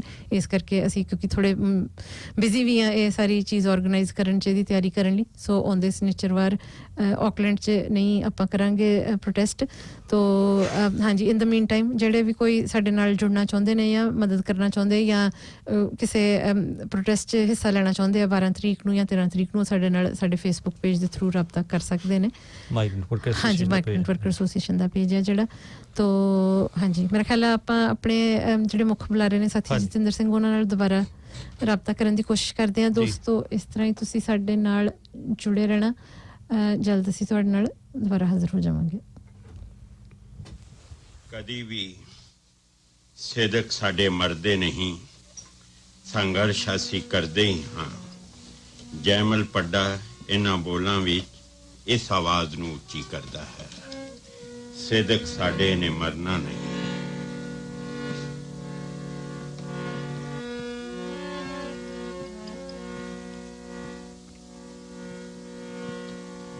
ਸਿਦਕ ਸਾਡੇ ਨੇ ਕਦੇ ਮਰਨਾ ਨਹੀਂ, ਸੱਚ ਦੇ ਸੰਗਰਾਮ ਨੇ ਹਰਨਾ ਨਹੀਂ। ਸਿਦਕ ਸਾਡੇ ਨੇਕ ਮਰਨਾ ਨਹੀਂ, ਸੱਚ ਦੇ ਸੰਗਰਾਮ ਨੇ ਹਰਨਾ ਨਹੀਂ। ਕਤਲ ਹੋਣਾ ਨਹੀਂ ਪਵਿੱਤਰ ਸੋਚ ਨੇ, ਕਤਲ ਹੋਣਾ ਨਹੀਂ ਪਵਿੱਤਰ ਸੋਚ ਨੇ, ਕਤਲ ਹੋਣਾ ਨਹੀਂ ਪਵਿੱਤਰ ਸੋਚ ਨੇ। ਉੜਦਾ ਬੇੜਾ ਕਦੇ ਤਰਨਾ ਨਹੀਂ, ਸੱਚ ਦੇ ਸੰਗਰਾਮ ਨੇ ਹਰਨਾ ਨਹੀਂ। ਹੁਸਨ ਦੇ ਪੈਰਾਂ 'ਚ ਪਾਵੇ ਬੇੜੀਆਂ, ਹੁਸਨ ਦੇ ਪੈਰਾਂ 'ਚ ਪਾਵੇ ਬੇੜੀਆਂ। ਦੋਸਤੋ, ਇਸ ਵੇਲੇ ਸਾਡੇ ਨਾਲ ਪੰਜਾਬ ਭਾਰਤ ਤੋਂ ਫੋਨ ਲਾਈਨ ਤੇ ਹੋ ਗਏ ਨੇ ਸਾਥੀ ਜਤਿੰਦਰ ਸਿੰਘ, ਜਿਹੜੇ ਕਿ ਕਿਰਤੀ ਕਿਸਾਨ ਯੂਨੀਅਨ ਦੇ ਆਗੂ ਨੇ, ਔਰ ਸਾਡੀ ਗੱਲਬਾਤ ਦਾ ਵਿਸ਼ਾ ਉਹਨਾਂ ਨਾਲ ਅੱਜ ਰਹੇਗਾ ਹਰਸ਼ਾ ਚੀਨਾ ਦਾ ਸੰਘਰਸ਼ ਔਰ ਕਾਮਰੇਡ ਬਲਦੇਵ ਸਿੰਘ ਮਾਨ ਹੋਰਾਂ ਦਾ ਜੀਵਨ। ਸਾਥੀ ਜੀ, ਸਵਾਗਤ ਹੈ ਤੁਹਾਡਾ ਰੇਡੀਓ ਇਨਕਲਾਬ ਤੇ। ਧੰਨਵਾਦ ਜੀ, ਰੇਡੀਓ ਇਨਕਲਾਬ ਦਾ ਬਹੁਤ ਬਹੁਤ ਧੰਨਵਾਦ। ਉਹਨਾਂ ਨੇ ਕਿਰਤੀ ਕਿਸਾਨ ਯੂਨੀਅਨ ਨੂੰ ਆਪਣੇ ਪਲੇਟਫਾਰਮ ਤੋਂ ਗੱਲ ਕਹਿਣ ਦਾ ਮੌਕਾ ਦਿੱਤਾ, ਬਹੁਤ ਬਹੁਤ ਧੰਨਵਾਦ ਜੀ। ਜੀ ਜੀ ਸਾਥੀ ਜੀ। ਤੋ ਸਾਥੀ ਜੀ, ਜਦੋਂ ਮੈਨੂੰ ਪਤਾ ਲੱਗਾ ਕਿ ਤੁਹਾਡਾ ਪਿੰਡ ਉਹੀ ਪਿੰਡ ਵਾ ਹਰਸ਼ਾ ਚੀਨਾ, ਮੱਝ ਦੀ ਧਰਤੀ ਦੀ ਉਹ ਜ਼ਮੀਨ ਜਿੱਥੇ ਐਡਾ ਵੱਡਾ ਸੰਘਰਸ਼ ਉੱਠਿਆ, ਤੁਸੀਂ ਉਹ ਪਿੰਡ ਤੋਂ ਨੇ। ਸੋ ਮੈਨੂੰ ਲੱਗਿਆ ਕਿ ਬਲਦੇਵ ਸਿੰਘ ਮਾਨ ਦੀ ਉਹਨਾਂ ਦਾ ਸੰਘਰਸ਼ੀਲ ਜਿਹੜਾ ਜੀਵਨ ਆ, ਉਹਦੀ ਚਰਚਾ ਕਰਨ ਤੋਂ ਪਹਿਲਾਂ ਆਪਾਂ ਜ਼ਰੂਰ ਤੁਹਾਡੇ ਪਿੰਡ ਦੇ ਵਿੱਚ ਜਿਹੜਾ 1946 ਦੇ ਵਿੱਚ ਜਿਹੜਾ ਅਛਰ ਸਿੰਘ ਚੀਨਾ, ਸਾਥੀ ਅਛਰ ਸਿੰਘ ਚੀਨਾ ਹੁਣਾਂ ਦੀ ਅਗਵਾਈ ਦੇ ਵਿੱਚ ਛੀਨਾ ਹਾਂਜੀ ਛੀਨਾ ਜਿਹੜਾ ਸੰਘਰਸ਼ ਇਹ ਉੱਠਿਆ।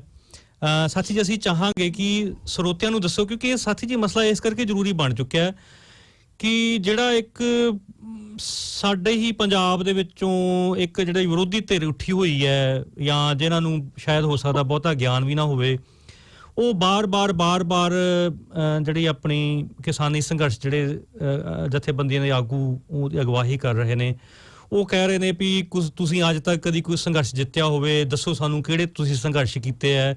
ਸੋ ਉਹਦੇ ਵਿੱਚ ਇੱਕ ਇਹੋ ਜਿਹਾ ਸੰਘਰਸ਼ ਆ ਜਿਹੜਾ ਤੁਹਾਡੇ ਪਿੰਡ ਤੋਂ ਉੱਠਿਆ, ਜਿਹਦੀ ਚਰਚਾ ਕਰਨੀ ਬਹੁਤ ਬਣਦੀ ਹੈ। ਤੋ ਸਾਥੀ ਜੀ ਸਰੋਤਿਆਂ ਦਾ ਸਾਂਝ ਪਾਓ ਕਿ 1946 ਦੇ ਵਿੱਚ ਇਹ ਨਹਿਰੀ ਪਾਣੀ ਨੂੰ ਲੈ ਕੇ ਅੰਗਰੇਜ਼ ਸਰਕਾਰ ਦਾ ਮੱਥਾ ਜਿਹੜਾ ਲਾਇਆ ਅਚਰ ਸਿੰਘ ਛੀਨਾ ਹੁਣਾਂ ਨੇ, ਔਰ ਉਹਨਾਂ ਦੀ ਅਗਵਾਈ ਦੇ ਵਿੱਚ ਕਿਹੋ ਜਿਹਾ ਸ਼ਾਨ ਮੱਤਾ ਇਹ ਸੰਘਰਸ਼ ਸੀਗਾ ਜੀ। ਸਾਥੀ ਜੀ 1946 ਚ ਅੰਗਰੇਜ਼ ਸਰਕਾਰ ਨੇ ਜੀ ਜਿਹੜਾ ਨਹਿਰਾਂ ਦਾ ਪਾਣੀ ਸੀ ਉਹ ਆਪਣੇ ਟੋਡੀਆਂ ਨੂੰ ਅੱਗੇ ਜੀ ਪਹੁੰਚਾਉਣ ਲਈ ਇਹ ਫੈਸਲਾ ਕੀਤਾ ਵੀ ਜਿਹੜੇ ਕਿਸਾਨਾਂ ਦੇ ਮੋਢੇ ਨੇ ਉਹ ਛੋਟੇ ਕਰ ਦਿੱਤੇ ਜਾਣ, ਕਿਸਾਨਾਂ ਨੂੰ ਜਿਹੜਾ ਉਹ ਘੱਟ ਪਾਣੀ ਦਿੱਤਾ ਜਾਵੇ ਅੰਮ੍ਰਿਤਸਰ ਜ਼ਿਲ੍ਹੇ ਦੇ ਨੂੰ, ਬਾਕੀ ਜ਼ਿਲ੍ਹਿਆਂ ਦੇ ਨੂੰ ਜੀ। ਉਹਦੇ ਲਈ ਮੋਢੇ ਛੋਟੇ ਕਰਨ ਦਾ ਉਹਨਾਂ ਨੇ ਪ੍ਰਪੋਜ਼ਲ ਲੈ ਕੇ ਆਏ, ਤੇ ਉਹਦੇ ਤੇ ਮੋਰਚਾ ਜਿਹੜਾ ਉਹ ਕਾਮਰੇਡ ਅਚਰ ਸਿੰਘ ਛੀਨਾ ਦੀ ਅਗਵਾਈ 'ਚ ਉਹ ਪਿੰਡ ਹਰਸਾ ਛੀਨਾ 'ਚ ਮੋਗਾ ਮੋਰਚਾ ਕਰਕੇ ਉਹ ਮੋਰਚਾ ਜਿਹੜਾ ਪ੍ਰਸਿੱਧ ਆ ਜੀ, ਉਹ ਲੱਗਾ ਜੀ। ਔਰ ਉਹਦਾ ਹੈੱਡਕੁਆਟਰ ਜਿਹੜਾ ਹੈ ਉਹ ਪਿੰਡ ਹਰਸਾ ਛੀਨਾ ਦੇ ਵਿੱਚ ਇੱਕ ਧਾਰਮਿਕ ਗੁਰਦੁਆਰਾ ਸੀਗਾ, ਸਾਰੇ ਪਿੰਡਾਂ ਦਾ ਸਾਂਝਾ, ਬਾਬਾ ਜੀ ਦੀ ਕੁੱਲੀ, ਜਿਹਨੂੰ ਬਾਬਾ ਜੀ ਦੀ ਕੁੱਲੀ ਦਾ ਗੁਰਦੁਆਰਾ ਕਹਿੰਦੇ ਸੀ। ਠੀਕ ਹੈ ਜੀ। ਤੇ ਉਹਦਾ ਹੈੱਡਕੁਆਟਰ ਬਣਿਆ ਉੱਥੋਂ ਜਥੇ ਜਿਹੜੇ ਸੀ ਉਹ ਅੰਗਰੇਜ਼ ਮੋਗਾ ਲੈ ਕੇ ਆਉਂਦੇ ਸੀਗੇ, ਉਹ ਛੋਟਾ ਕਰਨ ਦੀ ਕੋਸ਼ਿਸ਼ ਕਰਦੇ ਸੀ, ਤੇ ਕਿਸਾਨਾਂ ਦਾ ਜਥਾ ਜਾ ਕੇ ਉਹਨਾਂ ਨੂੰ ਛੋਟਾ ਜਿਹੜਾ ਉਹ ਕਰਨ ਨਹੀਂ ਦਿੰਦਾ। ਹਾਂਜੀ। ਔਰ ਉਹ ਅੰਦੋਲਨ ਲਗਾਤਾਰ ਚੱਲਿਆ, ਉਹ 1 ਸਾਲ ਦੇ ਕਰੀਬ ਅੰਦੋਲਨ ਚੱਲਿਆ ਉਹ ਜੀ। ਤੇ ਉਹਦੇ ਚ ਕਿਸਾਨਾਂ ਨੇ ਜਿਹੜਾ ਉਹ ਲਗਾਤਾਰ ਉਹਦਾ ਵਿਰੋਧ ਕੀਤਾ, ਤਾਂ ਜਿਹੜਾ ਜਥਾ ਜਾਂਦਾ ਸੀਗਾ ਤਾਂ ਉਹਦੀ ਗ੍ਰਿਫਤਾਰੀ ਹੋ ਜਾਂਦੀ ਸੀ। ਔਰ ਬੜੇ ਵੱਡੇ ਪੱਧਰ ਦੇ ਉੱਤੇ ਲਾਹੌਰ ਗ੍ਰਿਫਤਾਰ ਕਰਕੇ ਲਾਹੌਰ ਜੇਲ੍ਹ ਜਿਹੜਾ ਉਹਨਾਂ ਨੂੰ ਲੈ ਜਾਂਦੇ ਸੀ ਜੀ।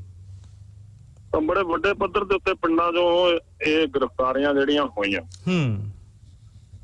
ਇਸ ਮੋਰਚੇ ਦੇ ਵਿੱਚ ਉਸ ਸਮੇਂ ਦੀਆਂ ਸਾਰੀਆਂ ਰਾਜਨੀਤਿਕ ਪਾਰਟੀਆਂ ਜਿਹੜੀਆਂ ਆਜ਼ਾਦੀ ਦਾ ਅੰਦੋਲਨ ਲੜ ਰਹੀਆਂ ਸੀਗੀਆਂ ਜੀ, ਉਹਨਾਂ ਦੀ ਵੀ ਦਿਲਚਸਪੀ ਇਸ ਮੋਰਚੇ ਵਿੱਚ ਜਾਗੀ।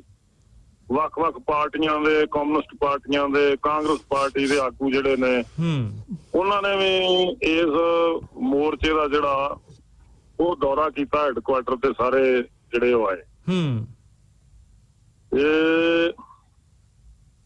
ਤਾਂ ਇੱਕ ਸਮਾਂ ਇਸ ਤਰ੍ਹਾਂ ਦਾ ਆ ਗਿਆ ਵੀ ਮੋਰਚੇ 'ਚ ਉਹਨਾਂ ਨੂੰ ਲੱਗਾ ਅੰਗਰੇਜ਼ਾਂ ਨੂੰ ਵੀ ਬਹੁਤ ਸਾਰੇ ਲੋਕ ਅਸੀਂ ਜਿਹੜੇ ਅਰੈਸਟ ਕਰ ਲਏ ਨੇ, ਮਰਦ ਜਿਹੜੇ ਸੀ ਉਹ ਬਹੁਤ ਸਾਰੇ ਜੇਲ੍ਹਾਂ 'ਚ ਚਲੇ ਗਏ ਨੇ ਜੀ। ਤਾਂ ਉਹਨਾਂ ਨੇ ਸੋਚਿਆ ਵੀ ਹੁਣ ਵਿਰੋਧ ਕਰਨ ਲਈ ਕੋਈ ਰਹਿ ਨਹੀਂ ਗਿਆ। ਤਾਂ ਪਰ ਹਰਸੇ ਛੀਨੇ ਦੀਆਂ ਔਰਤਾਂ ਜਿਹੜੀਆਂ ਸੀ ਉਹਨਾਂ ਨੇ ਜਥਾ ਬਣਾ ਕੇ, ਕਿਆ ਬਾਤ ਹੈ ਜੀ, ਜਦੋਂ ਉਹ ਆਏ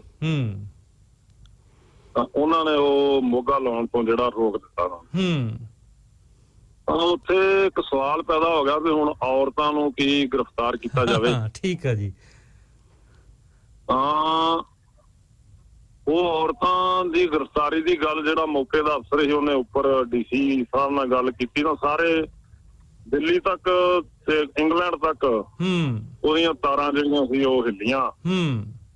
ਔਰ ਸਰਕਾਰ ਨੂੰ ਇਹ ਚੇਤਾਵਨੀ ਦਿੱਤੀ ਗਈ ਇੰਟੈਲੀਜੈਂਸ ਵੱਲੋਂ ਵੀ ਜੇ ਤੁਸੀਂ ਔਰਤਾਂ ਨੂੰ ਗ੍ਰਿਫਤਾਰ ਕਰ ਲਿਆ ਤਾਂ ਇਹ ਮੋਰਚਾ ਮੋਗੇ ਮੋਰਚੇ ਤੋਂ ਇਹ ਆਜ਼ਾਦੀ ਦੇ ਅੰਦੋਲਨ ਵੱਲ ਨੂੰ ਜਿਹੜਾ ਉਹ ਚਲਾ ਜਾਊਗਾ। ਇਸ ਕਰਕੇ ਉਸ ਔਰਤਾਂ ਦੇ ਜਥੇ ਨੇ ਫੈਸਲਾ ਕਰਨ ਜਿੱਤ ਜਿਹੜੀ ਆ, ਵਾਹ ਕੀ ਬਾਤ ਹੈ ਜੀ, ਉਹ ਦਰਜ ਕਰਾ ਦਿੱਤੀ। ਸਰਕਾਰ ਜਿਹੜੀ ਪਿੱਛੇ ਹਟ ਗਈ, ਉਹਨੇ ਉਹ ਮੋਗੇ ਮੋਰਚੇ ਦਾ ਜਿਹੜਾ ਨੋਟੀਫਿਕੇਸ਼ਨ ਸੀ ਮੋਗੇ ਛੋਟੇ ਕਰਨ ਦਾ, ਉਹ ਵਾਪਸ ਲੈ ਲਿਆ ਤੇ ਸਾਰੇ ਕਿਸਾਨ ਜਿਹੜੇ ਲਾਹੌਰ ਜੇਲ੍ਹ ਦੇ ਵਿੱਚ ਸੀ ਉਹਨਾਂ ਨੂੰ ਬਿਨਾਂ ਸ਼ਰਤ ਸਭ ਨੂੰ ਜਿਹੜੀ ਆ ਉਹ ਰਿਹਾਈ ਕੀਤੀ ਗਈ ਸਭ ਦੀ। ਜੀ। ਔਰ ਇੱਕ ਮਤਲਬ 46 ਦੇ ਵਿੱਚ ਜਦੋਂ ਖੇਤੀ ਬੜੀ ਪਛੜੀ ਹੋਈ ਸੀ ਤੇ ਨਹਿਰ ਦਾ ਪਾਣੀ ਨਾਲ ਹੀ ਜਿਹੜੀ ਖੇਤੀ ਹੋ ਰਹੀ ਸੀ, ਨਹਿਰੀ ਪਾਣੀ ਨਾਲ ਹੀ, ਤਾਂ ਉਸ ਸਮੇਂ ਮੋਗਿਆਂ ਨੂੰ ਛੋਟੇ ਕਰਨ ਦਾ ਮਤਲਬ ਕਿਸਾਨਾਂ ਦੀ ਉਪਜੀਵਕਾ ਨੂੰ ਧੱਕਾ ਲਾਉਣ ਦਾ ਜਿਹੜਾ ਸੀਗਾ ਉਹ ਮਸਲਾ ਸੀ। ਔਰ ਉਹ ਜਿੱਤ ਜਿਹੜੀ ਆ ਉਹ ਦਰਜ ਕੀਤੀ ਇਸ ਮੋਰਚੇ ਨੇ। ਉਸ ਤਰ੍ਹਾਂ ਜਿਹੜਾ ਤੁਸੀਂ ਇਹ ਪਹਿਲਾਂ ਗੱਲ ਕੀਤੀ ਆ ਵੀ ਬਹੁਤ ਸਾਰਾ ਕੂੜ ਪ੍ਰਚਾਰ ਕੀਤਾ ਜਾ ਰਿਹਾ ਵੀ ਕਮਿਊਨਿਸਟਾਂ ਦੀ ਅਗਵਾਈ ਥੱਲੇ ਕੋਈ ਕਮਿਊਨਿਸਟ ਦੱਸਣ ਦੀ ਕੀ ਪ੍ਰਾਪਤੀਆਂ ਹੋਈਆਂ ਨੇ, ਇਹ ਸਾਰੇ ਦਾ ਸਾਰਾ ਜਿਹੜਾ ਕੂੜ ਪ੍ਰਚਾਰ ਆ, ਇਹ ਅੱਜ ਦੇ ਦਿਨ ਜਦੋਂ ਕਾਰਪੋਰੇਟ ਦੇ ਵਿਰੁੱਧ ਦੇਸ਼ ਦੀ ਜਨਤਾ ਇੱਕ ਵੱਡੀ ਲੜਾਈ ਲੜ ਰਹੀ ਆ ਔਰ ਕਮਿਊਨਿਸਟ ਧਿਰਾਂ ਨੇ ਉਹਦੇ 'ਚ ਇੱਕ ਬਹੁਤ ਹੀ ਅਹਿਮ ਭੂਮਿਕਾ ਨਿਭਾਈ ਹੈ ਇਸ ਅੰਦੋਲਨ ਨੂੰ ਖੜਾ ਕਰਨ 'ਚ। ਸਰਕਾਰ ਇਸ ਅੰਦੋਲਨ ਨੂੰ ਬਦਨਾਮ ਕਰਨ ਲਈ ਜਾਂ ਕੌਮਾਂ ਦੇ ਰੋਲ ਨੂੰ ਬਦਨਾਮ ਕਰਨ ਲਈ ਇਹ ਜਿਹੜਾ ਉਹ ਤੁਸੀਂ ਦੇਖਿਆ ਵੀ ਜਿਹੜੀ ਸਾਡਾ ਮੰਤਰੀ ਐਗਰੀਕਲਚਰ ਮਿਨਿਸਟਰ ਆ ਜਾਂ ਉਹਦੇ ਨਾਲ ਜਿਹੜਾ ਰੇਲ ਮੰਤਰੀ ਪਿਊਸ਼ ਗੋਇਲ ਆ, ਉਹਨਾਂ ਨੇ ਵੀ ਬਿਆਨ ਦਿੱਤੇ ਵੀ ਜੇ ਕਾਮਰੇਡ ਨਾ ਹੁੰਦੇ ਤਾਂ ਹੁਣ ਇਸ ਮੋਰਚੇ ਦਾ ਫੈਸਲਾ ਹੋ ਜਾਣਾ। ਹਾਂਜੀ। ਉਹ ਇਹ ਸਾਰੀ ਇਹਨਾਂ ਲੋਕਾਂ ਦੀ, ਇਹ ਜਿਹੜੇ ਵੀ ਲੋਕ ਇਹ ਪ੍ਰਚਾਰ ਕਰ ਰਹੇ ਅਸਲ ਚ ਉਹ ਸਰਕਾਰ ਦਾ ਜਿਹੜਾ ਉਹ ਸਾਥ ਦੇ ਰਹੇ ਨੇ, ਕੋਈ ਸ਼ੱਕ ਨਹੀਂ ਜੀ। ਕਮਿਊਨਿਸਟਾਂ ਨੇ ਕਮਿਊਨਿਸਟ ਇੱਕ ਦੁਨੀਆ ਭਰ ਵਿੱਚ ਲੜਨ ਵਾਲੀ ਧਿਰ ਦੇ ਵਜੋਂ 20ਵੀਂ ਸਦੀ ਦੇ ਵਿੱਚ ਉੱਭਰੀ ਆ ਔਰ ਉਹਨੇ ਜਿਸ ਤਰ੍ਹਾਂ ਆਪਣੇ ਪੰਜਾਬ ਦੇ ਅੰਦਰ ਜਾਂ ਆਪਣੇ ਦੇਸ਼ ਦੇ ਅੰਦਰ ਸਿੱਖ ਲਹਿਰ ਨੇ ਇੱਕ ਵੱਡੀ ਲੜਾਈ ਸਮਾਜ ਲਈ ਲੜੀ, ਕੁਰਬਾਨੀਆਂ ਕੀਤੀਆਂ ਤੇ ਉਹਨੇ ਸਮਾਜ ਨੂੰ ਅੱਗੇ ਲੈ ਕੇ ਆਈ। ਇਸੇ ਤਰ੍ਹਾਂ ਹੀ ਦੁਨੀਆ ਦੇ ਇਤਿਹਾਸ ਦੇ ਅੰਦਰ ਕਮਿਊਨਿਸਟ ਲਹਿਰ ਨੇ ਵੀ ਬਿਲਕੁਲ ਸਖਤ ਜਦੋਜਹਿਦ ਕੀਤੀ, ਬਹੁਤ ਵੱਡੀਆਂ ਕੁਰਬਾਨੀਆਂ ਜਿਹੜੀਆਂ ਨੇ ਕਮਿਊਨਿਸਟ ਕਾਰਕੁਨਾਂ ਨੇ ਜਿਹੜੀਆਂ ਉਹ ਕੀਤੀਆਂ ਔਰ ਉਹਦੇ ਸਿੱਟੇ ਵਜੋਂ ਦੁਨੀਆ ਦੇ ਅੰਦਰ ਇੱਕ ਵੱਡਾ ਬਦਲਾਅ ਜਿਹੜਾ ਆਇਆ ਰੂਸ ਦੇ ਇਨਕਲਾਬ ਤੋਂ ਬਾਅਦ, ਚੀਨ ਦੇ ਇਨਕਲਾਬ ਤੋਂ ਬਾਅਦ ਜੋ ਸਹੂਲਤਾਂ ਉਹਨਾਂ ਨੇ ਜਿੱਥੇ ਜਿੱਥੇ ਵੀ ਇਨਕਲਾਬ ਹੋਏ, ਜੋ ਸਹੂਲਤਾਂ ਕਮਿਊਨਿਸਟ ਸਰਕਾਰਾਂ ਨੇ ਲੋਕਾਂ ਨੂੰ ਦਿੱਤੀਆਂ ਉਹ ਸਹੂਲਤਾਂ ਸਾਰੇ ਸਰਮਾਏਦਾਰ ਦੇਸ਼ਾਂ ਨੂੰ ਦੇਣੀਆਂ ਪਈਆਂ, ਆਪਣੇ ਲੋਕਾਂ ਨੂੰ ਦੇਣੀਆਂ ਪਈਆਂ। ਬਿਲਕੁਲ ਜੀ, ਬਿਲਕੁਲ ਸਾਥੀ, ਸਹੀ ਹੈ। ਮਤਲਬ ਸਾਰਾ ਜਿਹੜਾ ਦੁਨੀਆ ਭਰ ਦੇ ਅੰਦਰ ਪਬਲਿਕ ਵੈਲਫੇਅਰ ਸਟੇਟ ਦਾ ਜਿਹੜਾ ਕੰਸੈਪਟ ਆ, ਇਹ ਕਮਿਊਨਿਸਟ ਰਾਜ ਪ੍ਰਬੰਧ ਦੀ ਚੜਾਈ ਦੇ ਨਾਲ ਜਿਹੜਾ ਬਿਲਕੁਲ ਜੀ ਬਿਲਕੁਲ ਸਮਾਪਤ ਹੋਇਆ ਸਾਰੀ ਵਰਲਡ 'ਚ। ਔਰ ਜਦੋਂ ਉਹਨੂੰ ਸੈਟਬੈਕ ਲੱਗੀ ਆ ਤਾਂ ਅੱਜ ਸਰਮਾਏਦਾਰੀ ਪ੍ਰਬੰਧ ਜਿਹੜਾ ਉਹ ਨਿੱਜੀਕਰਨ ਦਾ ਦੈਦ ਲੈ ਕੇ ਦੰਦਨਾਉਂਦਾ ਫਿਰਦਾ ਔਰ ਇੱਥੋਂ ਤੱਕ ਆ ਗਿਆ ਵੀ ਜ਼ਮੀਨਾਂ ਵੀ ਜਿਹੜੀਆਂ ਨੇ ਉਹ ਪ੍ਰਾਈਵੇਟ ਕਾਰਪੋਰੇਟ ਘਰਾਣਿਆਂ ਨੂੰ ਉਹਨਾਂ ਦੇ ਹੱਥ ਫੜਾ ਦੇਣੀਆਂ ਨੇ ਜੀ। ਉਹ ਇਸ ਕਰਕੇ ਬਹੁਤ ਸਾਰੀਆਂ ਹਜ਼ਾਰਾਂ ਹੀ ਐਗਜ਼ਾਮਪਲਾਂ ਦਿੱਤੀਆਂ ਜਾਂਦੀਆਂ। ਚਲੋ ਆਪਾਂ ਰੂਸ ਚੀਨ ਦੀ ਗੱਲ ਨਾ ਕਰੀਏ, ਪੰਜਾਬ ਦੀ ਗੱਲ ਹੀ ਕਰੀਏ ਤਾਂ ਪੰਜਾਬ ਦੇ ਅੰਦਰ ਪੰਜਾਬ ਦੇ ਕਿਸਾਨਾਂ ਨੂੰ ਜ਼ਮੀਨਾਂ ਦੇ ਮਾਲਕ ਦੋ ਧਿਰਾਂ ਨੇ ਬਣਾਇਆ। ਉਹਦੇ ਇੱਕੋ ਹੀ ਧਿਰ ਨੇ ਪਰ ਉਹ ਵੱਖ-ਵੱਖ ਸਮਿਆਂ 'ਚ ਪ੍ਰਗਟ ਹੋਏ। ਬਾਬਾ ਬੰਦਾ ਸਿੰਘ ਬਹਾਦਰ ਜੀ ਜਿਹੜੀ ਸਿੱਖ ਲਹਿਰ ਦਾ ਸਿਖਰ ਹੋਇਆ ਉਹਦੇ 'ਚ ਉਹਨਾਂ ਨੇ ਜ਼ਮੀਨ ਹਲਵਾ ਦਾ ਨਾਅਰਾ ਜਿਹੜਾ ਉਹਨਾਂ ਨੇ ਦਿੱਤਾ ਜੀ ਤੇ ਜ਼ਮੀਨਾਂ ਇੱਕ ਵੱਡੇ ਹਿੱਸੇ ਦੇ ਵਿੱਚ ਦਿੱਲੀ ਤੋਂ ਲੈ ਕੇ ਲਾਹੌਰ ਤੱਕ ਜਿਹੜੀ ਜ਼ਮੀਨਾਂ ਸੀ ਉਹ ਕਿਸਾਨਾਂ ਨੂੰ ਜਿਹੜੀਆਂ ਜਿੱਧਰ ਬਾਬਾ ਬੰਦਾ ਬਹਾਦਰ ਜੀ ਜਿਹੜੇ ਰਾਹ ਤੋਂ ਲੰਘੇ ਉਹ ਸਾਰੀਆਂ ਜ਼ਮੀਨਾਂ ਦੀ ਲੋਕਾਂ ਨੂੰ ਮਾਲਕੀ ਬਣਾਈ। ਤਾਂ ਉਸ ਤੋਂ ਬਾਅਦ ਪੈਪਸੂ ਮਜਾਰਾ ਲਹਿਰ ਜਿਹੜੀ ਆ ਜਿਹੜੇ ਮਾਲਵੇ ਦੇ 4-5 ਜ਼ਿਲ੍ਹੇ ਸੀ, ਬਠਿੰਡਾ, ਫਰੀਦਕੋਟ, ਮਾਨਸਾ, ਫਿਰੋਜ਼ਪੁਰ ਜੀ, ਅੱਜ ਦਾ ਬਰਨਾਲਾ, ਸੰਗਰੂਰ, ਇਹਨਾਂ ਸਾਰਿਆਂ ਜ਼ਿਲ੍ਹਿਆਂ ਦੇ ਅੰਦਰ ਕਿਉਂਕਿ ਬਾਬਾ ਬੰਦਾ ਬਹਾਦਰ ਜੀ ਇਸ ਖਿੱਤੇ 'ਚ ਗਏ ਨਾ, ਇਸ ਖਿੱਤੇ 'ਚ ਜ਼ਗੀਰਦਾਰੀ ਕਿਉਂ ਕਾਇਮ ਰਹੀ ਤਾਂ 1377 ਉਹਨਾਂ ਦੀ ਅਗਵਾਈ ਦੇ ਵਿੱਚ ਜੀ ਬਿਲਕੁਲ ਇਹ ਲਹਿਰ ਜਿਹੜੀ ਆਜ਼ਾਦੀ ਤੋਂ ਬਾਅਦ ਚੱਲੀ ਪੈਪਸੂ ਮਜਾਰਾ ਲਹਿਰ ਔਰ ਸਾਡੀ ਜ਼ਮੀਨ 20 ਲੱਖ ਏਕੜ ਜ਼ਮੀਨ ਜਿਹੜੀ ਆ 17.5 ਏਕੜ ਸਟੈਂਡਰਡ ਜਿਹੜਾ ਉਹ ਬਣਾ ਕੇ ਤੇ 20 ਲੱਖ ਏਕੜ ਜ਼ਮੀਨ ਜਿਹੜੀ ਆ ਉਹ ਵੱਡੇ ਜ਼ਮੀਨਦਾਰਾਂ ਕੋ ਖੋ ਕੇ ਇਹਨਾਂ ਜ਼ਿਲ੍ਹਿਆਂ ਦੇ ਕਿਸਾਨਾਂ ਨੂੰ ਜਿਹੜਾ ਉਹ ਮਾਲਕੀ ਦੇ ਹੱਕ ਜਿਹੜੇ ਆ ਉਹ ਕਮਿਊਨਿਸਟ ਲਹਿਰ ਨੇ ਜਿਹੜਾ ਉਹਦੇ ਚ ਉੱਘਾ ਯੋਗਦਾਨ ਪਾ ਕੇ ਉਹਨਾਂ ਨੂੰ ਲੋਕਾਂ ਨੂੰ ਦਵਾਈ ਆ। ਕੋਈ ਸ਼ੱਕ ਨਹੀਂ ਸਾਥੀ ਜੀ, ਬਿਲਕੁਲ ਸਹੀ ਹੈ ਜੀ। ਹਾਂਜੀ ਬਿਲਕੁਲ ਬਿਲਕੁਲ। ਕਰਕੇ ਕੂੜ ਪ੍ਰਚਾਰ ਆ, ਇਹ ਸਰਕਾਰ ਦਾ ਪ੍ਰਚਾਰ ਆ, ਕਿਉਂਕਿ ਕਾਰਪੋਰੇਟ ਤੋਂ ਸਮਝਦੇ ਆ ਵੀ ਜੇ ਕਿਸੇ ਦੇ ਉੱਤੋਂ ਇਸ ਦੁਨੀਆ ਦੇ ਵਿੱਚ ਉਹਨਾਂ ਦੇ ਪ੍ਰਬੰਧ ਨੂੰ ਕਿਸੇ ਧਿਰ ਤੋਂ ਵਿਚਾਰਧਾਰਕ ਤੌਰ ਤੇ ਸਿਧਾਂਤਕ ਤੌਰ ਤੇ ਖਤਰਾ ਹੈ ਤਾਂ ਉਹ ਕਮਿਊਨਿਸਟ ਨੇ। ਕਿਉਂਕਿ ਕਮਿਊਨਿਸਟ ਤੇ ਸਿੱਖ ਦੋਵਾਂ ਦਾ ਇੱਕੋ ਹੀ ਸਿਧਾਂਤ ਆ, ਸਭੇ ਸਾਂਝੀ ਵਾਤ ਗਾਇਨ ਕੋਈ ਨਾ ਦੱਸੇ ਬਾਹਰਾ ਜੀ, ਉਹ ਗੁਰੂ ਸਾਹਿਬ ਨੇ ਕਿਹਾ। ਤੇ ਕਮਿਊਨਿਸਟ ਲਫ਼ਜ਼ ਦਾ ਮਤਲਬ ਹੀ ਸਾਂਝੀ ਵਾਤ ਹੈ। ਬਿਲਕੁਲ ਜੀ। ਉਹ ਇਸ ਕਰਕੇ ਅੱਜ ਵੀ ਜੇ ਅਸੀਂ ਪਿਛਲੇ 20-25 ਸਾਲ ਦਾ 30 ਸਾਲ ਦਾ ਜਿਉਂ ਦਾ ਗਰਈ ਸੰਕਟ ਸ਼ੁਰੂ ਹੋਇਆ ਹੈ 80ਆਂ ਤੋਂ ਬਾਅਦ ਜੀ, ਤਾਂ ਉੱਤੇ ਉਸ ਸੰਕਟ ਨੂੰ ਸਾਰੇ ਨੂੰ ਜਿਹੜਾ ਉਹ ਕਮਿਊਨਿਸਟ ਧਿਰਾਂ ਨੇ ਉਭਾਰਿਆ। ਵਿਸ਼ਵ ਵਪਾਰ ਸੰਸਥਾ ਸੰਕਲ ਖੜਾ ਗੈਰ ਸਮਝੌਤਾ ਕਿਸੇ ਨੂੰ ਸਮਝ ਹੀ ਨਹੀਂ ਆਉਂਦਾ ਇਹਨਾਂ ਗੱਲਾਂ ਦੀ, ਤਾਂ ਇਹ ਕਮਿਊਨਿਸਟ ਹੀ ਜਿਨ੍ਹਾਂ ਨੇ ਸਾਰੇ ਦੇ ਉੱਤੇ ਜਿਹੜਾ ਪ੍ਰਚਾਰ ਪ੍ਰਸਾਰ ਇਹਨੂੰ ਸਟੱਡੀ ਕਰਕੇ ਕੀਤਾ। ਔਰ ਬਹੁਤ ਸਾਰੇ ਲੋਕ ਜਿਹੜੇ ਇਹਦੇ ਹਮਾਇਤੀ ਸੀ ਉਹ ਅੱਜ ਜਦੋਂ ਸਾਰਾ ਕੁਝ ਵਾਪਰਿਆ ਤਾਂ ਉਹ ਅੱਜ ਇਸ ਗੱਲ ਦੇ ਉੱਤੇ ਸਹਿਮਤ ਹੋਏ ਵੀ ਜੋ ਕਮਿਊਨਿਸਟ ਧਿਰਾਂ ਕਹਿੰਦੀਆਂ ਸੀ ਉਹ ਠੀਕ ਸੀ। ਅੱਜ ਉਹ ਸਾਰੇ ਇਸ ਮੋਰਚੇ ਵਿੱਚ ਸ਼ਾਮਲ ਨੇ। ਉਹ ਧਿਰਾਂ ਜਿਹੜੀਆਂ ਕਿਸੇ ਸਮੇਂ ਵਿਸ਼ਵ ਵਪਾਰ ਸੰਸਥਾ ਦੀਆਂ ਹਮਾਇਤੀ ਸੀ, ਉਹ ਸਮੇਂ ਉਹਨਾਂ ਨੂੰ ਲੱਗਦਾ ਸੀ ਵੀ ਇਹਦੇ ਨਾਲ ਸ਼ਾਇਦ ਕੋਈ ਕਿਸਾਨੀ ਨੂੰ ਫਾਇਦਾ ਹੋਊਗਾ, ਤਾਂ ਕਮਿਊਨਿਸਟਾਂ ਨੇ ਇਸ ਗੱਲ ਨੂੰ ਬਾਅਦ ਦਲੀਲ ਦਿਖਾਇਆ ਸੀਗਾ ਇਹ ਸਾਰਾ ਕੁਝ ਸਾਮਰਾਜ ਦੇ ਹੱਕ 'ਚ ਭੁਗਤਣਾ, ਕਾਰਪੋਰੇਟ ਦੇ ਹੱਕ 'ਚ ਭੁਗਤਣਾ, ਕਿਸਾਨਾਂ ਦੇ ਵਿੱਚੋਂ ਕੁਝ ਨਹੀਂ ਮਿਲਣਾ। ਤਾਂ ਅੱਜ ਜਦੋਂ ਸਾਰਾ ਕੁਝ ਹਿੰਦੁਸਤਾਨ ਦੀ ਸਰਕਾਰ ਨੇ ਕਰਨਾ ਸ਼ੁਰੂ ਕੀਤਾ ਤਾਂ ਸਭ ਨੂੰ ਇਸ ਗੱਲ ਦੀ ਸਮਝ ਆਈ ਵੀ ਉਹ ਗੱਲ ਜਿਹੜੀ ਕਮਿਊਨਿਸਟ ਧਿਰਾਂ ਕਹਿ ਰਹੀਆਂ ਸੀ ਉਹ ਉਸ ਗੱਲ ਦੇ ਉੱਤੇ ਮੋਹਰ ਲੱਗੀ। ਉਹ ਸਭ ਨੂੰ ਉਸ ਗੱਲ ਨੂੰ ਅੱਜ ਮੰਨਣਾ ਪਿਆ। ਇਹ ਇੱਕ ਬੜੀ ਵੱਡੀ ਦੇਣ ਆ ਕਮਿਊਨਿਸਟ ਧਿਰਾਂ ਦੀ ਵੀ ਉਹਨਾਂ ਨੇ ਸਮੇਂ ਰਹਿੰਦਿਆਂ ਹੀ ਸਾਰੇ ਕੁਝ ਦੇ ਉੱਤੇ ਲੋਕਾਂ ਨੂੰ ਜਾਗਰਤ ਕੀਤਾ, ਲੋਕਾਂ ਨੂੰ ਸਾਰਾ ਕੁਝ ਸਿਖਾਇਆ। ਬਿਲਕੁਲ ਬਿਲਕੁਲ ਸਾਥੀ ਜੀ, ਇਹਦੇ ਨਾਲ ਹੀ ਕਮਿਊਨਿਸਟ ਧਿਰਾਂ ਦੀਆਂ ਦੇਣਾ ਜਿਹੜੀਆਂ ਨੇ ਉਹ ਉਹਨਾਂ ਨੂੰ ਕੋਈ ਬੰਦਾ ਜਿਹੜਾ ਜੇ ਕੋਈ ਸੱਚ ਬੋਲੇ ਤੇ ਜੇ ਕੋਈ ਸੱਚਾਈ ਦੇ ਖਲੋ ਕੇ ਗੱਲ ਕਰੇ, ਪੜਤਾਲ ਕਰੇ, ਅਧਿਐਨ ਕਰੇ, ਫੇਰ ਗੱਲ ਕਰੇ ਤਾਂ ਉਹ ਕਦੀ ਵੀ ਇਹੋ ਜਿਹੀਆਂ ਗੱਲਾਂ ਨਹੀਂ ਕਰ ਸਕਦਾ। ਹਾਂਜੀ ਜੀ ਜੀ ਜੀ ਸਾਥੀ, ਤੁਸੀਂ ਗੱਲ ਕਰ ਰਹੇ ਸੀ ਮੋਰਚੇ ਦੀ, ਤੇ ਮੈਂ ਕਈ ਜਿਹੜੇ ਆਪਣੇ ਆਪ ਨੂੰ ਨਿਰਪੱਖ ਪੱਤਰਕਾਰ ਕਹਿੰਦੇ, ਨਿਰਪੱਖ ਤੇ ਵੈਸੇ ਹੁੰਦੇ ਨਹੀਂ, ਉਹ ਹੈ ਤੇ ਸਰਕਾਰੀ ਪੱਤਰਕਾਰ ਹੀ ਹੁੰਦੇ ਆ।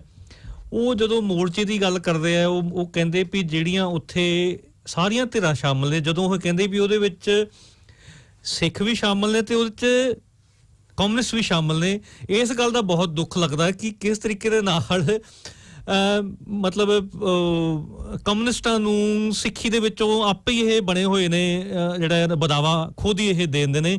ਇਸ ਗੱਲ ਦਾ ਬਹੁਤ ਸਾਨੂੰ ਵੱਡਾ ਅਫਸੋਸ ਲੱਗਦਾ, ਜਦ ਕਿ ਜਿਵੇਂ ਤੁਸੀਂ ਕਿਹਾ ਆ ਇਹਨਾਂ ਦੋਨਾਂ ਧਿਰਾਂ ਦਾ ਆਪਸ ਦੇ ਵਿੱਚ ਇੱਕ ਸਿਧਾਂਤਕ ਬਹੁਤ ਵੱਡਾ ਜੋੜ ਵਾ।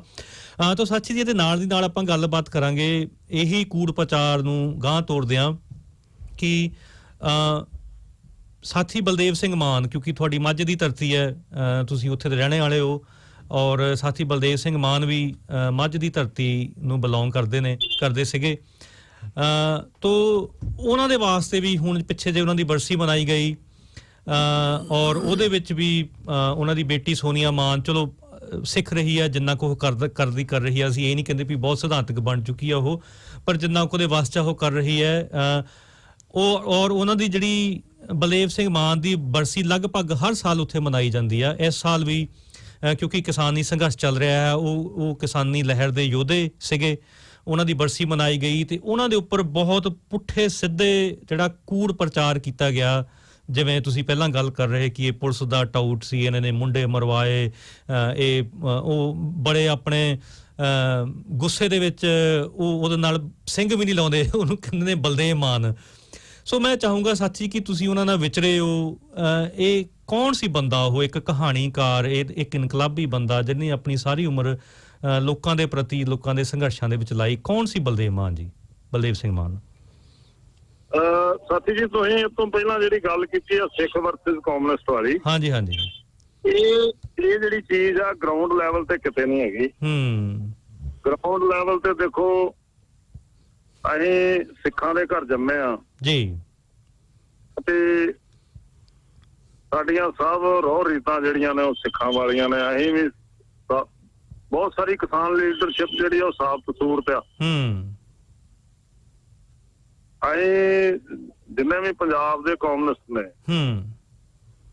ਉਹ ਸਾਰੇ ਦੇ ਸਾਰੇ ਗੁਰੂ ਸਾਹਿਬ ਦੀ ਬਹੁਤ ਹੀ ਸਨਮਾਨ ਸਤਿਕਾਰ ਕਰਦੇ ਆ। ਗੁਰਬਾਣੀ ਨੂੰ ਉਹ ਆਪਣਾ ਸਿਧਾਂਤਕ ਜਿਹੜਾ ਉਹ ਅਗਵਾਈ ਵੀ ਲੈਂਦੇ ਆ ਗੁਰਬਾਣੀ ਨੂੰ। ਜੀ ਬਿਲਕੁਲ।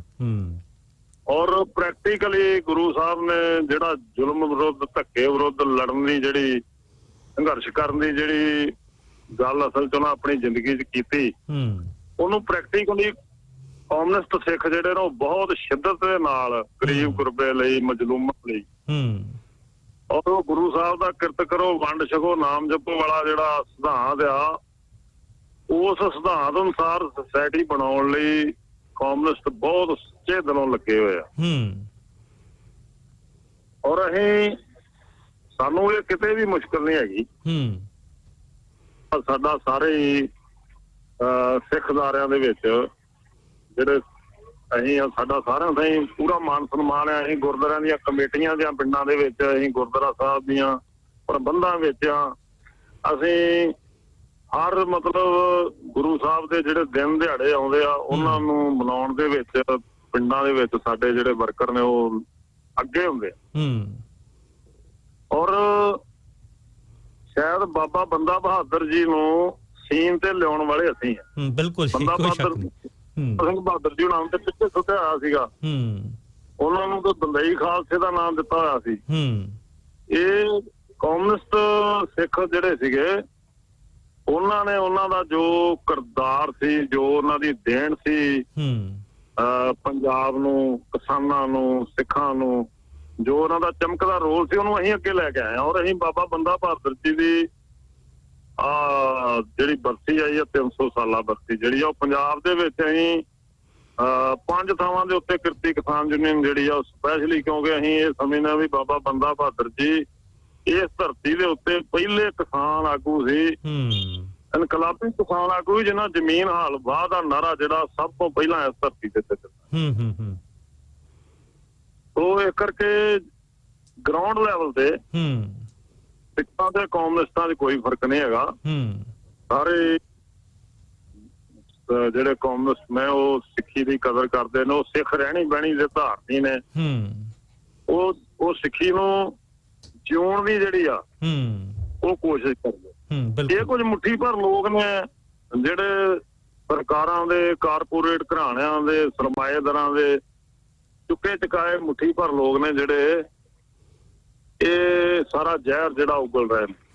ਜਾਂ ਫਿਰ ਕੁਝ ਨੌਜਵਾਨ ਜਿਨ੍ਹਾਂ ਇਸ ਚੀਜ਼ ਨੂੰ ਕੁਝ ਪੜ੍ਹਿਆ ਸੁਣਿਆ ਵਿਚਾਰਿਆ ਨਹੀਂ ਜੀ, ਉਹ ਅੰਧ ਭਗਤਾਂ ਦੀ ਤਰ੍ਹਾਂ ਇੱਥੇ ਰਿਐਕਟ ਕਰਦੇ। ਅਸੀਂ ਉਹਨਾਂ ਨੂੰ ਕਹਾਂਗੇ ਵੀ ਉਹ ਇਹਦੇ ਤੇ ਸਾਰਾ ਕੁਝ ਜਾਣਨ। ਜਿਸ ਤਰ੍ਹਾਂ ਕਾਮਰੇਡ ਬਲਦੇਵ ਸਿੰਘ ਮਾਨ ਵਾਲੇ ਮਸਲੇ ਦੇ ਉੱਤੇ ਚਰਚਾ ਦਾ ਵਿਸ਼ਾ ਬਣਿਆ ਹੈ, ਤਾਂ ਕਾਮਰੇਡ ਬਲਦੇਵ ਸਿੰਘ ਮਾਨ ਦੇ ਜੀਵਨ ਨੂੰ ਜਾਣਨ ਤੋਂ ਬਾਅਦ ਕੋਈ ਵੀ ਸੱਚਾ ਸਿੱਖ ਜਿਹੜਾ ਉਹਦੇ ਕਿਰਦਾਰ ਕੁਛ ਹੀ ਨਹੀਂ ਕਰਦਾ। ਕਿਉਂਕਿ ਬਲਦੇਵ ਸਿੰਘ ਮਾਨ ਨੇ ਉਹਦਾ 1952 ਦਾ ਜਨਮ ਹੈ। ਕਾਮਰੇਡ ਬਲਦੇਵ ਸਿੰਘ ਮਾਨ 1952 ਵਿੱਚ ਜਨਮੇ ਨੇ ਔਰ 75 ਦੇ ਵਿੱਚ ਐਮਰਜੈਂਸੀ ਲੱਗ ਗਈ ਜੀ। 23 ਸਾਲ ਦੀ ਉਮਰ ਦੇ ਵਿੱਚ ਉਹ 19 ਮਹੀਨੇ ਐਮਰਜੈਂਸੀ ਦੀ ਜੇਲ੍ਹ ਕੱਟਦੇ। ਔਰ ਪਹਿਲਾਂ ਥੋੜਾ ਜਿਹਾ ਅੰਡਰਗਰਾਉਂਡ ਰਹਿੰਦੇ ਆ, ਪਾਰਟੀ ਦਾ ਕੰਮ ਕਰਦੇ ਆ, ਜਥੇਬੰਦੀ ਉਹਨਾਂ ਦੀ ਨੌਜਵਾਨ ਭਾਰਤ ਸਭਾ ਤੇ ਉਹ ਪੰਜਾਬ ਦੇ ਆਗੂ ਸਨ ਉਸ ਵੇਲੇ। ਨੌਜਵਾਨਾਂ ਨੂੰ ਐਮਰਜੈਂਸੀ ਵਿਰੁੱਧ ਲਾਮਬੰਦ ਕਰਦੇ ਆ, ਤਾਂ ਉਸ ਤੋਂ ਮਤਲਬ ਐਮਰਜੈਂਸੀ ਦੌਰਾਨ ਹੀ ਅੰਡਰਗਰਾਉਂਡ ਹੁੰਦਿਆਂ ਹੀ ਅਰੈਸਟ ਹੋ ਜਾਂਦੇ। ਔਰ ਮਤਲਬ ਐਮਰਜੈਂਸੀ ਟੁੱਟਣ ਤੋਂ ਬਾਅਦ ਜੇਲ੍ਹ ਤੋਂ ਬਾਹਰ ਆਉਂਦੇ ਆ। ਔਰ ਉਸ ਤੋਂ ਪਹਿਲਾਂ ਜਿਸ ਤਰ੍ਹਾਂ ਦਾ ਜੀਵਨ ਸੀਗਾ, 23 ਸਾਲ ਦਾ ਨੌਜਵਾਨ ਜਿਹੜਾ ਸੀ ਉਹ ਇੱਕ ਪੂਰਾ ਪਰਪੱਕ ਆਗੂ ਬਣ ਚੁੱਕਿਆ ਹੋਇਆ ਸੀਗਾ। ਉਹਦੀ ਨੌਜਵਾਨ ਭਾਰਤ ਸਭਾ ਖਾਦ ਦੀ ਬਲੈਕਖੋਰੀ ਕਰਨ ਵਾਲਿਆਂ ਦੇ ਗੋਦਾਮ ਜਾ ਕੇ ਕਬਜ਼ੇ 'ਚ ਲੈ ਕੇ ਤੇ ਕਿਸਾਨਾਂ ਨੂੰ ਸਾਰੀ ਖਾਦ ਵੰਡਦੀ ਆ। ਬਿਜਲੀ ਬੋਰਡ ਦੇ ਅਧਿਕਾਰੀਆਂ ਦੀਆਂ ਮਨਾਈਆਂ ਦੇ ਨਾਲ ਉਹ ਲੜਦੀ ਆ। ਜਿਹੜੀ ਪੁਲਿਸ ਆ ਉਸ ਸਮੇਂ ਬਲਦੇਵ ਮਾਨ 23 ਸਾਲ ਦੀ ਉਮਰ 'ਚ ਇੰਨਾ ਮਕਬੂਲ ਲੀਡਰ ਹੋ ਗਿਆ ਸੀਗਾ। ਤੇ ਸਾਡੇ ਉਦੋਂ 2 ਥਾਣੇ ਸੀਗੇ ਤਹਿਸੀਲ ਜਨਾਲੇ 'ਚ, ਇੱਕ ਜਨਾਲਾ ਥਾਣਾ ਸੀਗਾ ਤੇ ਇੱਕ ਰਮਦਾਸ ਥਾਣਾ ਸੀਗਾ ਜੀ। ਉਹ ਮਤਲਬ ਉਹਨਾਂ ਪਿੰਡਾਂ ਦੀ ਉਹਨਾਂ ਥਾਣਿਆਂ ਦੀ ਪੁਲਿਸ ਜਿਹੜੀ ਆ ਉਹਨਾਂ ਲਈ ਕਾਉਂਟ ਬਲਦੇਵ ਮਾਨ ਦਾ ਨਾਂ ਜਿਹੜਾ ਸੀਗਾ ਉਹ ਇੱਕ ਮਤਲਬ ਡਰ ਪਾਉਂਦਾ ਨਾਂ ਸੀਗਾ ਵੀ ਕੋਈ ਵਧੀਕੀ ਕਰ ਦਿੱਤੀ, ਕਿਸੇ ਵੀ ਥਾਣੇ ਦੇ ਅੰਦਰ ਕੋਈ ਵਧੀਕੀ ਹੋ ਗਈ ਜਾਂ ਕਿਸੇ ਪਿੰਡ 'ਚ ਕਰਤੀ ਤਾਂ ਉਹਦਾ ਸਾਨੂੰ ਜਵਾਬ ਦੇਣਾ ਪਊਗਾ। ਹਾਂਜੀ ਠੀਕ। ਕਾਉਂਟ ਬਲਦੇਵ ਮਾਨ ਆਪਣੇ ਜੀਵਨ 'ਚ ਪੁਲਿਸ ਦੇ ਜਿਹੜਾ ਰੋਹਬਦਾਰ ਆ ਉਹਨੂੰ ਲੋਕਾਂ ਦੇ ਉੱਤੇ ਨਜਾਇਜ਼ ਤੌਰ ਤੇ ਵਰਤਣ ਨੂੰ ਰੋਕਣ ਵਾਲਾ ਇੱਕ ਚਿੰਨ੍ਹ ਬਣ ਚੁੱਕਿਆ ਹੋਇਆ। ਉਹ ਜਿਹੜੇ ਲੋਕ ਇਹ ਪ੍ਰਚਾਰ ਕਰ ਰਹੇ ਨੇ ਔਰ ਐਮਰਜੈਂਸੀ ਤੋਂ ਬਾਅਦ ਉਹ ਨੌਜਵਾਨ ਭਾਰਤ ਸਭਾ ਦੇ ਪੰਜਾਬ ਦੇ ਪ੍ਰਧਾਨ ਬਣੇ ਉਹ ਔਰ ਉਹਨਾਂ ਨੇ ਕਿਸਾਨਾਂ ਦੀ ਲਹਿਰ ਜਿਹੜਾ ਆਪਣੇ ਨੌਜਵਾਨਾਂ ਦੀ ਲਹਿਰ ਖੜੀ ਕੀਤੀ ਆਪਣੇ ਇਲਾਕੇ 'ਚ। 1980 ਦੀ ਇਲੈਕਸ਼ਨ ਲੜੀ ਉਹਨਾਂ ਨੇ ਜੀ। ਬਿਲਕੁਲ 1980 ਦੀ ਇਲੈਕਸ਼ਨ ਦੇ ਵਿੱਚ 3 ਧਿਰੀ ਮੁਕਾਬਲਾ ਹੋਇਆ। ਮਤਲਬ ਇੱਕ 28 ਸਾਲ ਦਾ ਨੌਜਵਾਨ ਜਿਹੜਾ ਸੀਗਾ ਉਹ ਜਿਹੜੇ ਦਿੱਗਜ ਆਗੂ ਸੀ ਕਾਉਂਟ ਦਲੀਪ ਸਿੰਘ ਟਪਿਆਲਾ ਔਰ ਦੂਜੇ ਪਾਸੇ ਕਾਂਗਰਸ ਦਾ ਕੈਂਡੀਡੇਟ ਦਲੀਪ ਸਿੰਘ ਟਪਿਆਲਾ ਜੀ ਜਿਹੜੇ ਸੀ ਉਹ ਕਮਿਊਨਿਸਟ ਤੇ ਅਕਾਲੀ ਦਲ ਦਾ ਗੱਠਜੋੜ ਸੀ ਉਹਦੇ ਕੈਂਡੀਡੇਟ ਸੀਗੇ। ਹਾਂਜੀ। ਔਰ ਇਕਬਾਲ ਸਿੰਘ ਮਾਧੋਕੇ ਕਾਂਗਰਸ ਦਾ ਕੈਂਡੀਡੇਟ ਸੀਗਾ। ਬਲਦੇਵ ਸਿੰਘ ਮਾਨ ਜਿਹੜਾ ਆ ਤਕੋਨੀ ਮੁਕਾਬਲੇ ਦੇ ਵਿੱਚ 10,000 ਵੋਟ ਉਹਨਾਂ ਨੇ ਲਈ। ਬੈਂਦੇ ਰੱਖਦੀ ਜੀ। ਦਲੀਪ ਸਿੰਘ ਟਪਿਆਲਾ ਨੂੰ 12,000 ਰੁਪਏ ਤੇ ਜੇਤੂ ਕੈਂਡੀਡੇਟ ਜਿਹੜਾ ਉਹ 16,000 ਵੋਟ ਲੈ ਕੇ ਜਿੱਤਿਆ।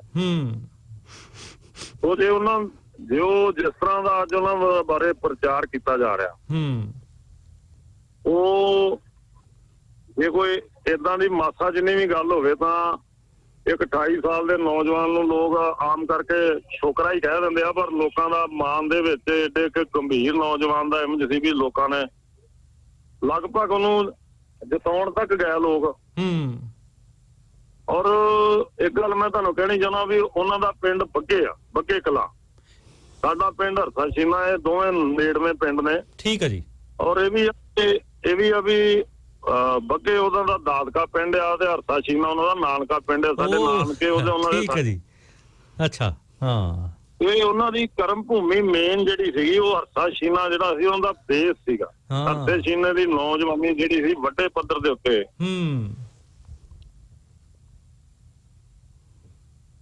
ਹਾਂਜੀ। ਹੈਲੋ। शायद लाइन ड्रॉप हो गया, मुझे लगता दोबारा कॉल करिए। हेलो साथी जी। हाँ मुड़ के करदा जी मैं जी। हेलो। हाँ जी आगे आवाज मुड़ के आवाज। हाँ जी साथी तुसी गल कर रहे सी कि बलदेव सिंह मान दी जिहड़ी कर्म भूमि जिहड़ी मेन सीगी वो हर्षा चीना सीगी। ਇਹ ਗੱਲ ਅਸੀਂ ਵੀ ਸਾਡੇ ਵਾਸਤੇ ਵੀ ਇਹ ਗੱਲਾਂ ਨਵੀਆਂ ਨੇ, ਸੋ ਪਲੀਜ਼ ਕੰਟੀਨਿਊ ਰੱਖੋ ਜੀ। ਕਿਉਂਕਿ ਬੱਗੇ ਦੇ ਮੈਂ ਤੁਹਾਨੂੰ ਦੱਸਿਆ ਇੱਕੋ ਸੜਕ ਦੇ ਉੱਤੇ ਪਿੰਡ ਦੇ ਅੱਡਾ ਕੁੱਕੜਾਂ ਵਾਲਾ ਲੱਗਦਾ ਹੈ। ਹਾਂਜੀ। ਅੰਮ੍ਰਿਤਸਰ ਜਾਣਾ ਹੋਵੇ ਕਿਤੇ ਵੀ ਜਾਣਾ ਹੋਵੇ ਤਾਂ ਸ਼ੀਨਾ ਥੋੜੀ ਲੰਘ ਕੇ ਜਾਣਾ। ਤੇ ਬਲਦੇਵ ਮਾਨ ਦਾ ਸ਼ੀਨਿਆਂ ਦੇ ਵਿੱਚ ਏਡਾ ਵੱਡਾ ਆਧਾਰ ਸੀਗਾ ਨੌਜਵਾਨਾਂ 'ਚ, ਕਿਸਾਨਾਂ 'ਚ, ਮਜ਼ਦੂਰਾਂ 'ਚ ਵੀ ਉਹ ਲੱਗਦਾ ਹੀ ਨਹੀਂ ਸੀ ਵੀ ਬੱਗਿਆਂ ਦਾ। ਠੀਕ ਹੈ ਜੀ। ਉਹ ਇਸ ਕਰਕੇ ਅਸੀਂ ਉਹਨਾਂ ਦੀ ਸ਼ਖਸੀਅਤ ਤੋਂ ਬਹੁਤ ਲੋਕ ਪ੍ਰਭਾਵਿਤ ਸੀਗੇ। ਐਮਰਜੈਂਸੀ ਦੌਰਾਨ ਉਹ ਜਿਹੜੇ ਅਕਾਲੀ ਲੀਡਰਾਂ ਦੇ ਨਾਲ ਜੇਲ੍ਹ ਦੇ ਵਿੱਚ ਰਹੇ ਤਾਂ ਉਸ ਸਮੇਂ ਉਹਨਾਂ ਦੀ ਜਿਹੜੀ ਰਾਜਨੀਤਿਕ ਸੂਝ ਸੀ ਉਹਨੂੰ ਉਹਨਾਂ ਨੇ ਮੰਨਿਆ। ਮਤਲਬ ਉਹ ਉਹਨਾਂ ਨੂੰ ਬਹੁਤ ਰਿਸਪੈਕਟ ਦਿੰਦੇ ਸੀ। ਜਿਹੜੇ ਬਲਵੰਤ ਸਿੰਘ ਖਜ਼ਾਨਾ ਮੰਤਰੀ ਰਹੇ ਪੰਜਾਬ ਦੇ ਅਕਾਲੀ ਦਲ ਦੇ। ਹਾਂਜੀ। ਉਹ ਮਤਲਬ ਜੇਲ੍ਹ ਸਮੇਂ ਦੌਰਾਨ ਉਹਨਾਂ ਦੀ ਸ਼ਖਸੀਅਤ ਤੋਂ ਬਹੁਤ ਪ੍ਰਭਾਵਿਤ ਹੋਏ। ਉਹ ਮਤਲਬ ਇੱਕ ਵਾਰ ਮਾਨਕ ਦੇ ਸੈਕਟਰੀਏਟ ਦੇ ਵਿੱਚ ਚੰਡੀਗੜ੍ਹ ਕੰਮ ਗਿਆ ਤਾਂ ਉਹ ਤੁਰਿਆ ਜਾ ਰਿਹਾ ਸੀ। ਹਾਂਜੀ। ਤਾਂ ਬਲਵੰਤ ਸਿੰਘ ਹੋਣੀ ਮੰਤਰੀ ਵਾਲੀ ਕਾਰ ਦੇ ਵਿੱਚ ਚੜ੍ਹ ਕੇ ਜੋ ਜਾ ਰਿਹਾ ਸੀ, ਉਹਨਾਂ ਵੇਖਿਆ ਮਾਨ ਤੁਰਿਆ ਜਾਂਦਾ। ਹਾਂਜੀ। ਉਹਨਾਂ ਨੇ ਆਪਣੀ ਗੱਡੀ ਖਿਲਾਰ ਕੇ ਤਾਂ ਉਹਨਾਂ ਨੂੰ ਸੈਕਟਰੀਏਟ ਤੱਕ ਚੜਾ ਕੇ ਲੈ ਕੇ ਗਏ। ਮਤਲਬ ਉਹ ਏਡੀ ਉੱਚੀ ਸੁੱਚੀ ਸ਼ਖਸੀਅਤ ਦੇ ਮਾਲਕ ਸੀ ਵੀ ਕੋਈ ਵੀ ਜਿਹੜਾ ਉਹਨਾਂ ਦੇ ਸੰਪਰਕ ਵਿੱਚ ਆਉਂਦਾ ਸੀ ਉਹ ਉਹਨਾਂ ਤੋਂ ਉਹਦੇ ਤੋਂ ਪ੍ਰਭਾਵਿਤ ਹੋਣ ਤੋਂ ਬਿਨਾਂ ਰਹਿ ਨਹੀਂ ਸਕਦਾ। ਔਰ ਨੌਜਵਾਨ ਲੀਡਰਸ਼ਿਪ ਤੋਂ ਬਾਅਦ 1984 ਦੇ ਵਿੱਚ ਪੰਜਾਬ ਦੇ ਅੰਦਰ ਬਿੱਲ ਬਾਈਕਾਟ ਘੋਲ ਚੱਲਿਆ। ਪਹਿਲਾ ਬਿੱਲ ਬਾਈਕਾਟ ਘੋਲ ਜਿਹੜਾ ਸੀ ਜੀ, ਉਹਦੀ ਉਹਨਾਂ ਨੇ ਅਗਵਾਈ ਕੀਤੀ। ਔਰ ਸਾਰਾ ਅੰਮ੍ਰਿਤਸਰ ਜ਼ਿਲ੍ਹਾ, ਉਦੋਂ ਤਰਨਤਾਰਨ ਅੰਮ੍ਰਿਤਸਰ ਇੱਕ ਜ਼ਿਲ੍ਹਾ ਸੀਗਾ ਜੀ, ਉਹਦੇ ਵਿੱਚ ਉਹਨਾਂ ਨੇ ਬਹੁਤ ਵੱਡੀ ਜਿਹੜੀ ਲਹਿਰ ਜਿਹੜੀ ਆ ਉਹ ਸਾਰੀ। ਔਰ 84 ਦੇ ਵਿੱਚ ਜਿਹੜੇ ਉਹ ਬਿੱਲਾਂ ਦਾ ਜਿਹੜਾ ਮਸਲਾ ਸੀਗਾ, ਜੋ ਸ਼ਰਤਾਂ ਸਰਕਾਰ ਨੇ ਲਾਈਆਂ ਸੀਗੀਆਂ, ਬੰਬੀ ਲਾਉਣ ਦੇ ਉੱਤੇ ਕੁਝ ਸ਼ਰਤਾਂ ਇਸ ਤਰ੍ਹਾਂ ਦੀਆਂ ਲਾ ਦਿੱਤੀਆਂ ਗਈਆਂ ਵੀ ਜਿਹੜੀਆਂ ਕਿਸਾਨਾਂ ਲਈ ਪੂਰੀਆਂ ਕਰਨੀਆਂ ਮੁਸ਼ਕਲ ਸਨ। ਤਾਂ ਉਹ ਬਲੂ ਸਟਾਰ ਆਪਰੇਸ਼ਨ ਦੇ ਬਾਵਜੂਦ ਉਹਨਾਂ ਨੇ ਸਰਕਾਰ ਨਾਲ ਗੱਲਬਾਤ ਕਰਕੇ ਤਾਂ ਜਿਹੜਾ ਉਹ ਸਾਰੀਆਂ ਸ਼ਰਤਾਂ ਵੀ ਰੱਦ ਕਰਾਈਆਂ, ਬਿੱਲ ਵੀ ਜਿਹੜਾ ਉਹ ਘੱਟ ਕਰਾਇਆ। ਕਿਸਾਨਾਂ ਦੇ ਜਿਹੜੇ ਬਕਾਏ ਪਏ ਸੀਗੇ ਉਹਨਾਂ ਨੂੰ ਕਿਸ਼ਤਾਂ ਦੇ ਵਿੱਚ ਦੇਣ ਦਾ ਸਾਰਾ ਕਿਸਾਨ ਪੱਖੀ ਫੈਸਲਾ ਉਹਨਾਂ ਦੀ ਅਗਵਾਈ ਦੇ ਵਿੱਚ ਜਿਹੜਾ ਉਹ ਹੋਇਆ। ਮਤਲਬ ਉਹ ਇੱਕ ਸਮੇਂ ਬਹੁਤ ਹੀ ਹਰਮਨ ਪਿਆਰੇ ਕਿਸਾਨ ਲੀਡਰ ਤੇ ਇੱਕ ਬੁੱਧੀਜੀਵੀ ਦੇ ਤੌਰ ਤੇ ਉਹ ਸਾਬਤ ਹੋ ਚੁੱਕੇ ਸਨ। ਉਹ ਪਰਚਾ ਹਰਿਆਵਲ ਦਸਤਾ ਜਿਹੜਾ ਪਰਚਾ ਛਪਦਾ ਸੀਗਾ ਉਹਦੇ ਸੰਪਾਦਕ ਵੀ ਰਹੇ। ਬਿਲਕੁਲ। ਔਰ ਇੰਨੀ ਭੱਜ ਨੱਠ ਕਰਦੇ ਹੁੰਦਿਆਂ ਵੀ ਉਹਨਾਂ ਨੇ ਯੂਨੀਵਰਸਿਟੀ ਤੋਂ MA ਵੀ ਕੀਤੀ। ਮਤਲਬ ਉਹ ਇੱਕ ਬਹੁਤ ਹੀ ਸੰਘਰਸ਼ਸ਼ੀਲ ਯੋਧਾ ਬੰਦਾ ਸੀਗਾ। ਇਹ ਤਾਂ ਹੁਣ ਜਿਹੜੇ ਉਹਨਾਂ ਨੂੰ ਜਾਣਦੇ ਨਹੀਂ ਉਹ ਜੋ ਮਰਜ਼ੀ ਕਹੀ ਜਾਣ, ਪਰ ਜੋ ਉਹਨੇ ਆਪਣੀ 34 ਸਾਲ ਦੀ ਉਮਰ 'ਚ ਜੋ ਉਹ ਕਰ ਗੁਜ਼ਰੇ ਆ ਉਹ ਬੜਾ ਯਾਦਗਾਰੀ ਆ। ਉਹਨਾਂ ਦੇ ਉੱਤੇ ਬਕਾਇਦਾ ਕਿਤਾਬ ਵੀ ਲਿਖੀ ਗਈ ਆ। ਹਾਂਜੀ। ਹਰ ਭਗਵਾਨ ਲਿਖੀ ਨੇ ਕਿਤਾਬ ਲਿਖੀ ਆ ਜੀ, ਜਿਸ ਵਿੱਚ ਉਹਨਾਂ ਦੇ ਜੀਵਨ ਦੇ ਵੱਖ-ਵੱਖ ਪੱਖਾਂ ਦੇ ਉੱਤੇ ਬਹੁਤ ਵਿਸਥਾਰ ਨਾਲ ਚਰਚਾ ਜਿਹੜਾ ਉਹ ਕੀਤੀ ਗਈ।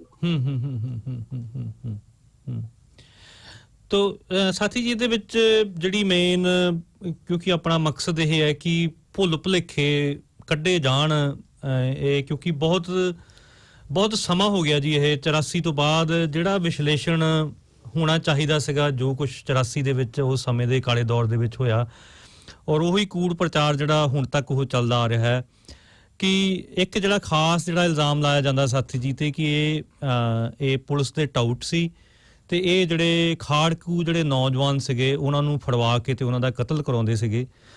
ਔਰ ਸਾਨੂੰ ਬਿਲਕੁਲ ਇਸ ਗੱਲ ਦਾ ਪਤਾ ਕਿ ਗੱਲ ਇਸ ਤੋਂ ਬਿਲਕੁਲ ਉਲਟੀ ਹੈ। ਤੁਸੀਂ ਇਹਦੇ ਬਾਰੇ ਜ਼ਰੂਰ ਚਾਨਣਾ ਪਾਓ। ਦੇਖੋ, ਇਹ ਕੂੜ ਪ੍ਰਚਾਰ ਕੀਤਾ ਜਾ ਰਿਹਾ, ਅਸੀਂ ਵੀ ਸੁਣ ਰਹੇ ਹਾਂ, ਇਹਦਾ ਜਵਾਬ ਵੀ ਦੇ ਰਹੇ, ਉਹਦੇ ਲਈ ਰਾਈਟ ਅਪ ਵੀ ਲਿਖੇ ਸਾਡੇ ਕੁਝ ਆਗੂਆਂ ਨੇ ਜੀ। ਇਹ ਕਾਮਰੇਡ ਬਲਦੇਵ ਸਿੰਘ ਮਾਨ, ਮੈਂ ਪਹਿਲਾਂ ਤੁਹਾਨੂੰ ਦੱਸ ਛੱਡਿਆ ਵੀ ਉਹ ਪੁਲਿਸ ਵਾਸਤੇ ਘਊਆ ਸਨ ਵੀ ਮਾਨ ਦੇ ਇਲਾਕੇ ਦੇ ਵਿੱਚ ਕੋਈ ਵੀ ਗਲਤ ਕਾਰਵਾਈ ਨਹੀਂ ਕੀਤੀ ਜਾ ਸਕਦੀ। ਮਾਨ ਤੇ ਉਹਦੀ ਪਾਰਟੀ ਦਾ ਝੂਠੇ ਪੁਲਿਸ ਮੁਕਾਬਲਿਆਂ ਬਾਰੇ ਬੜਾ ਦ੍ਰਿੜ ਸਟੈਂਡ ਸੀ ਵੀ ਝੂਠੇ ਪੁਲਿਸ ਮੁਕਾਬਲੇ ਜਿਹੜੇ ਆ ਉਹ ਬਿਲਕੁਲ ਗਲਤ ਗੱਲ ਆ। ਜਿੱਥੇ ਵੀ ਝੂਠਾ ਪੁਲਿਸ ਮੁਕਾਬਲਾ ਹੋਇਆ ਉੱਥੇ ਜਿਹੜਾ ਉਹਦਾ ਵਿਰੋਧ ਕੀਤਾ ਗਿਆ। ਸਾਡੇ ਲਾਗੇ ਪਿੰਡ ਸੈਂਸਰਾ ਹੈ, ਉੱਥੇ KSI ਨੇ ਰਾਤ ਬਾਹਰ ਪਾਣੀ ਲਾਉਣ ਗਿਆ ਕਿਸਾਨ ਨੂੰ ਜਿਹੜੀ ਸੀ ਉਹ ਗੋਲੀ ਮਾਰ ਕੇ ਉਹਦਾ ਕਤਲ ਕਰ ਦਿੱਤਾ। ਉਹਨੂੰ ਮੁੜ ਕੇ ਪੁਲਿਸ ਮੁਕਾਬਲਾ ਬਣਾਤਾ। ਉਹਦੇ ਵਿਰੁੱਧ ਬਕਾਇਦਾ ਇੱਕ ਐਜੀਟੇਸ਼ਨ ਜਿਹੜੀ ਆ ਉਹ ਕੀਤੀ ਗਈ ਔਰ ਉਸ ਥਾਣੇਦਾਰ ਦੇ ਉੱਤੇ ਜਿਹੜਾ ਸੀ 302 ਦਾ ਪਰਚਾ ਦਰਜ ਕਰਾਇਆ ਗਿਆ। ਔਰ ਜਿੱਥੇ ਵੀ ਦੇਖੋ ਉਸ ਸਮਾਂ ਹੀ ਜਿੱਥੇ ਵੀ ਇਹ ਖਾੜਕੂ ਧਿਰਾਂ ਜਾਂਦੀਆਂ ਸੀ, ਡੇਰਿਆਂ ਤੇ ਰਹਿੰਦੀਆਂ ਸੀ, ਤਾਂ ਜਿਹਦੇ ਘਰ ਰੋਟੀ ਵੀ ਖਾ ਜਾਂਦੇ ਸੀ ਉਹਨਾਂ ਨੂੰ ਪੁਲਿਸ ਤੰਗ ਪਰੇਸ਼ਾਨ ਕਰਦੀ ਸੀ। ਤਾਂ ਕਾਮਰੇਡ ਬਲਦੇਵ ਮਾਨ ਦਾ ਇੱਕ ਵੱਡਾ ਆਧਾਰ ਹੋਣ ਕਰਕੇ ਲੋਕ ਉਹਨਾਂ ਤੱਕ ਪਹੁੰਚ ਕਰਦੇ ਵੀ ਸਾਡੇ ਨਾਲ ਯਾਰ ਆਹ ਪੁਲਿਸ ਜ਼ਿਆਦਤੀ ਕਰ ਰਹੀ ਹੈ, ਖਾੜਕੂ ਰੋਟੀ ਖਾ ਕੇ ਨੇ ਤੇ ਸਾਨੂੰ ਪੁਲਿਸ ਜਿਹੜੀ ਆ ਹੁਣ ਤੰਗ ਪਰੇਸ਼ਾਨ ਕਰ ਰਹੀ ਆ। ਤਾਂ ਮਾਨ ਧੜਕੋ ਉਹਨਾਂ ਲੋਕਾਂ ਨੂੰ ਜਾ ਕੇ ਪੁਲਿਸ ਕੋਲੋਂ ਛਡਾਉਂਦਾ ਸੀ। ਇਹ ਸਧਾਰਨ ਲੋਕਾਂ ਨੂੰ ਕਿਉਂ ਤੁਸੀਂ ਜਿਹੜਾ ਤੰਗ ਪਰੇਸ਼ਾਨ ਕਰਦੇ ਹੋ? ਇੱਕ ਯੁੱਧ ਹੋ ਰਿਹਾ, ਇੱਕ ਲੜਾਈ ਹੋ ਰਹੀ ਆ, ਉਹਦੇ ਚੋਂ ਇਹਨਾਂ ਕੋਲ ਆਮ ਸਧਾਰਨ ਲੋਕ ਆ ਜੇ ਰੋਟੀ ਖਾ ਗਏ ਨੇ, ਇਹਨਾਂ ਦਾ ਕੀ ਕਸੂਰ ਹੈ ਮਾਮਲੇ ਦੇ? ਜੀ ਬਿਲਕੁਲ। ਔਰ ਜਿਹੜਾ ਬਹੁਤ ਸਾਰੇ ਜਿਹੜੇ ਕਈ ਥਾਵਾਂ ਦੇ ਉੱਤੇ ਜਿਹੜੇ ਸੀਗੇ ਇਹਨਾਂ ਨੇ ਇਸ ਤਰ੍ਹਾਂ ਦਾ ਲੋਕਾਂ ਦੇ ਉੱਤੇ ਜਿਹੜਾ ਅਤਿਆਚਾਰ ਖਾੜਕੂਆਂ ਕਰਕੇ ਹੁੰਦਾ ਸੀਗਾ, ਉਸ ਅਤਿਆਚਾਰ ਨੂੰ ਜਿਹੜਾ ਉਹ ਰੋਕਿਆ। ਔਰ ਇੱਕ ਵੀ ਐਗਜ਼ਾਮਪਲ ਨਹੀਂ ਕੋਈ ਦੇ ਸਕਦਾ, ਕੋਈ ਫੈਮਿਲੀ ਖਾੜਕੂਆਂ ਦੀ ਕੋਈ ਵੀ ਫੈਮਿਲੀ ਐਗਜ਼ਾਮਪਲ ਦਵੇ ਵੀ ਮਾਨ ਨੇ ਸਾਡੇ ਮੁੰਡੇ ਨੂੰ ਜਿਹੜਾ ਫੜਾਇਆ, ਸਾਡੇ ਮੁੰਡੇ ਦਾ ਕਤਲ ਕਰਾਇਆ। ਇਹ ਤੁਸੀਂ ਇਹ ਆਉਣ ਵਾਲੇ ਦਿਨਾਂ ਦੇ ਵਿੱਚ ਇਹ ਸਾਰਾ ਕੁਝ ਸਾਹਮਣੇ ਅਸੀਂ ਲੈ ਲਿਆਵਾਂਗੇ। ਇਹ ਬਿਲਕੁਲ ਨਿਰਧਾਰ ਦੋਸ਼ ਲਾਏ ਜਾ ਰਹੇ ਵੀ ਉਹ ਪੁਲਿਸ ਡਿਊਟੀ ਕਰਦਾ ਸੀ ਜਾਂ ਉਹਨੇ ਕਿਸੇ ਖਾੜਕੂ ਨੌਜਵਾਨ ਨੂੰ ਫੜਾਇਆ, ਉਹਦਾ ਕਤਲ ਕਰਾਇਆ। ਬਿਲਕੁਲ ਨਿਰਧਾਰ ਜਿਹੜੀਆਂ ਗੱਲਾਂ ਨੇ ਇਹ ਕੀਤੀਆਂ ਜਾ ਰਹੀਆਂ। ਬਿਲਕੁਲ ਜਿਹੜਾ ਮਤਲਬ ਉਹ ਇੰਨੀ ਇੱਕ ਨਿਰਪੱਖ ਸ਼ਖਸੀਅਤ ਸੀ ਜਾਂ ਉਹ ਇੱਕ ਐਸੀ ਪਾਰਟੀ ਦਾ ਮੈਂਬਰ ਸੀਗਾ ਜਿਹੜੀ ਪਾਰਟੀ ਉਸ ਸਾਰੇ ਹੀ ਜਿਹੜੀ ਆ ਜੋ ਵੇਲੇ ਘਟਨਾਕ੍ਰਮ ਚੱਲ ਰਿਹਾ ਸੀ ਉਹਦਾ ਐਨਾਲਿਸਿਸ ਕੀਤਾ ਹੋਇਆ ਸੀ ਉਹਨਾਂ ਨੇ। ਔਰ ਉਹਦੇ ਚ ਜੋ ਗਲਤ ਹੁੰਦਾ ਸੀਗਾ ਉਹਦਾ, ਚਾਹੇ ਉਹ ਪੁਲਿਸ ਵੱਲੋਂ ਹੋਵੇ ਚਾਹੇ ਉਹ ਖਾੜਕੂਆਂ ਵੱਲੋਂ ਹੋਵੇ, ਬਿਲਕੁਲ ਆਮ ਬੋਲ ਕੇ ਲਿਖ ਕੇ ਬਕਾਇਦਾ ਗਤੀਵਿਧੀਆਂ ਨਾਲ ਵਿਰੋਧ ਕੀਤਾ ਜਾਂਦਾ ਸੀਗਾ। ਪਾਰਟੀ ਦੇ ਲੈਣ ਹੀ ਜੇ ਪੁਲਿਸ ਗਲਤ ਕੰਮ ਕਰਦੀ ਆ, ਪੁਲਿਸ ਝੂਠਾ ਮੁਕਾਬਲਾ ਬਣਾਉਂਦੀ ਆ, ਤਾਂ ਅਸੀਂ ਉਹਦੇ ਵਿਰੁੱਧ ਵੀ ਲੜਾਂਗੇ। ਤੇ ਜੇ ਖਾੜਕੂ ਨਿਰਦੋਸ਼ਾਂ ਨੂੰ ਕਿਤੇ ਮਾਰ ਦਿੰਦੇ ਆ ਤਾਂ ਉਹਦਾ ਵੀ ਵਿਰੋਧ ਕਰਾਂਗੇ।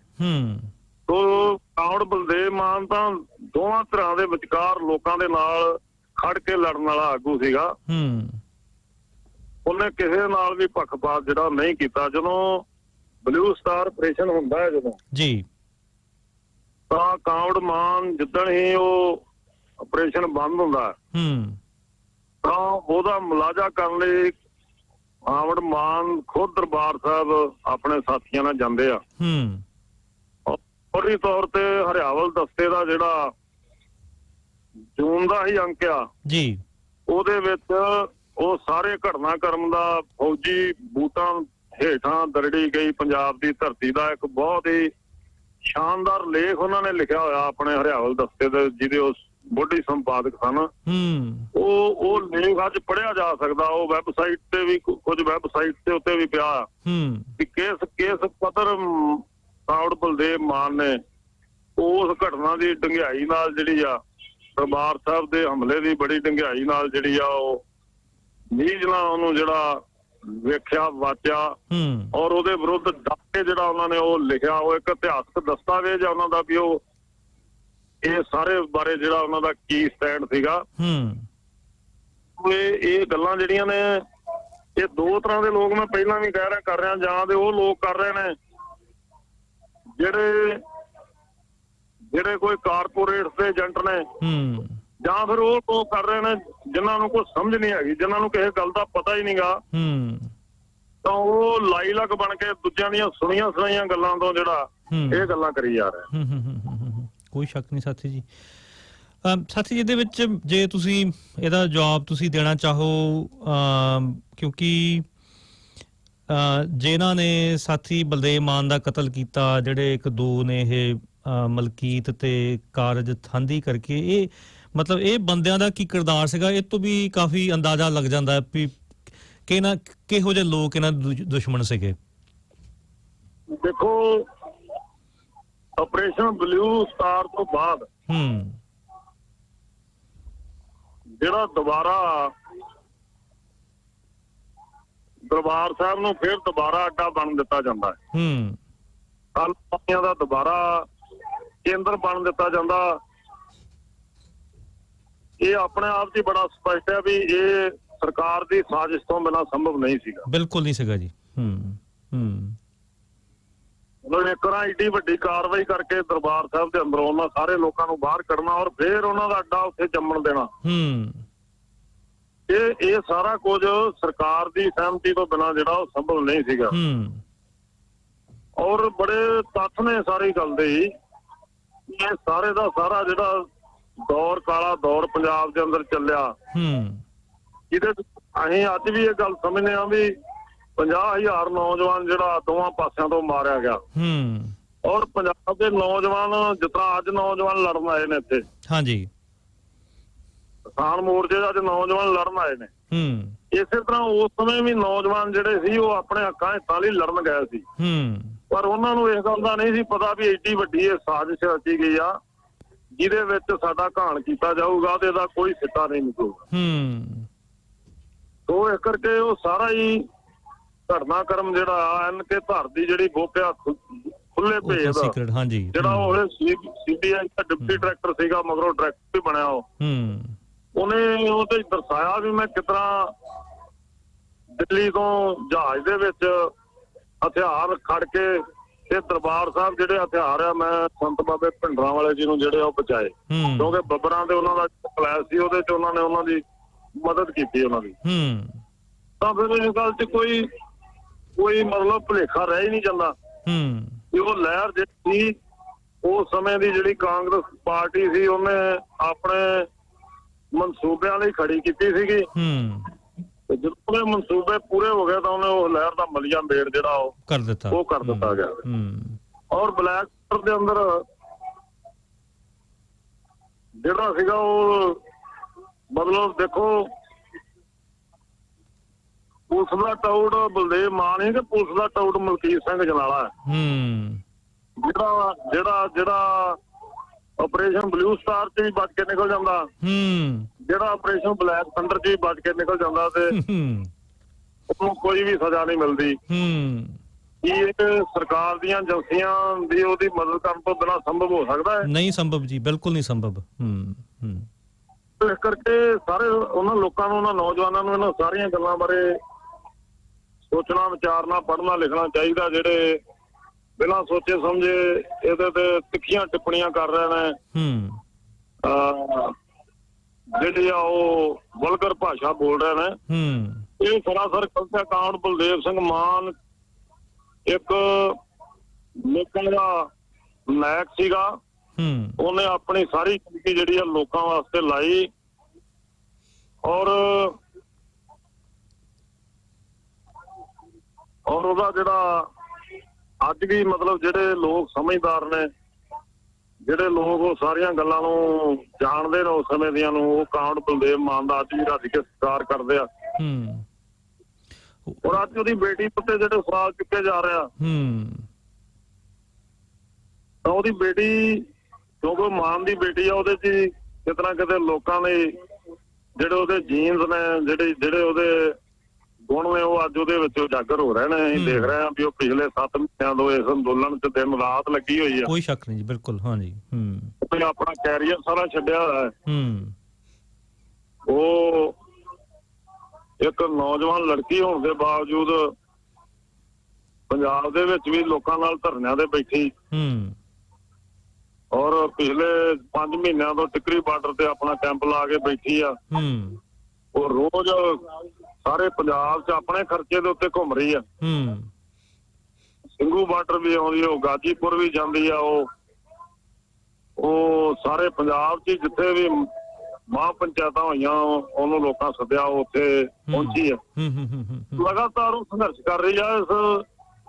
ਇਸ ਸੰਘਰਸ਼ ਦੇ ਵਿੱਚ ਉਹਨੇ ਇੱਕ ਉੱਘਾ ਯੋਗਦਾਨ, ਇੱਕ ਕਲਾਕਾਰ ਦੇ ਤੌਰ ਤੇ 5-7 ਕਲਾਕਾਰਾਂ ਦਾ ਇੱਕ ਗਰੁੱਪ ਹੈ, ਉਹਨੇ ਬਹੁਤ ਉੱਘਾ ਯੋਗਦਾਨ ਪਾਇਆ। ਉਹਦੇ ਚ ਸੋਨੀਆ ਮਾਨ ਨੇ ਵੀ ਆਪਣੀ ਸਮਰੱਥਾ ਅਨੁਸਾਰ ਜਿਹੜਾ ਉਹ ਯੋਗਦਾਨ ਪਾਇਆ। ਉਹਦਾ ਜਿਹੜਾ ਇਹ ਪਵਿੱਤਰ ਕੰਮ ਆ, ਉਹਦੀ ਜਿਹੜੀ ਸਮਰਪਣ ਆ, ਉਹਦੀ ਸ਼ਲਾਘਾ ਕਰਨ ਦੀ ਬਜਾਏ ਜਿਹੜੇ ਲੋਕ ਉਹਦੀ ਨਿੰਦਿਆ ਕਰ ਰਹੇ ਨੇ, ਉਹ ਬੇਥਵੀ ਨਿੰਦਿਆ, ਉਹਨਾਂ ਨੂੰ ਮਤਲਬ ਗੈਰ ਗੰਭੀਰ ਹੋ ਗਏ ਤੇ ਪੜਤਾਲ ਜਿਹੜੀ ਉਹ ਕਰਨੀ ਬਣਦੀ ਹੈ ਉਹਨਾਂ ਦੀ। ਬਿਲਕੁਲ ਸਾਥੀ ਜੀ, ਆਪਣਾ ਟਾਈਮ ਵੀ ਬਿਲਕੁਲ ਤੁਸੀਂ ਸਾਥੀ ਜੀ ਤੁਸੀਂ ਸਾਥੀ ਸੰਖੇਪ ਦੇ ਵਿੱਚ ਤੁਸੀਂ ਸਾਥੀ ਨਛੱਤਰ ਸਿੰਘ ਤੁਹਾਨੂੰ ਇੱਕ ਸਵਾਲ ਕਰਨਾ ਚਾਹੁੰਦੇ ਨੇ ਤੇ ਉਸ ਤੋਂ ਬਾਅਦ ਆਪਾਂ ਸਮਾਪਤੀ ਵੱਲ ਵਧਾਂਗੇ ਜੀ। ਹਾਂਜੀ ਇਹਨਾਂ ਦੀ ਗੱਲ ਸੁਣੋ ਜੀ। ਹਾਂਜੀ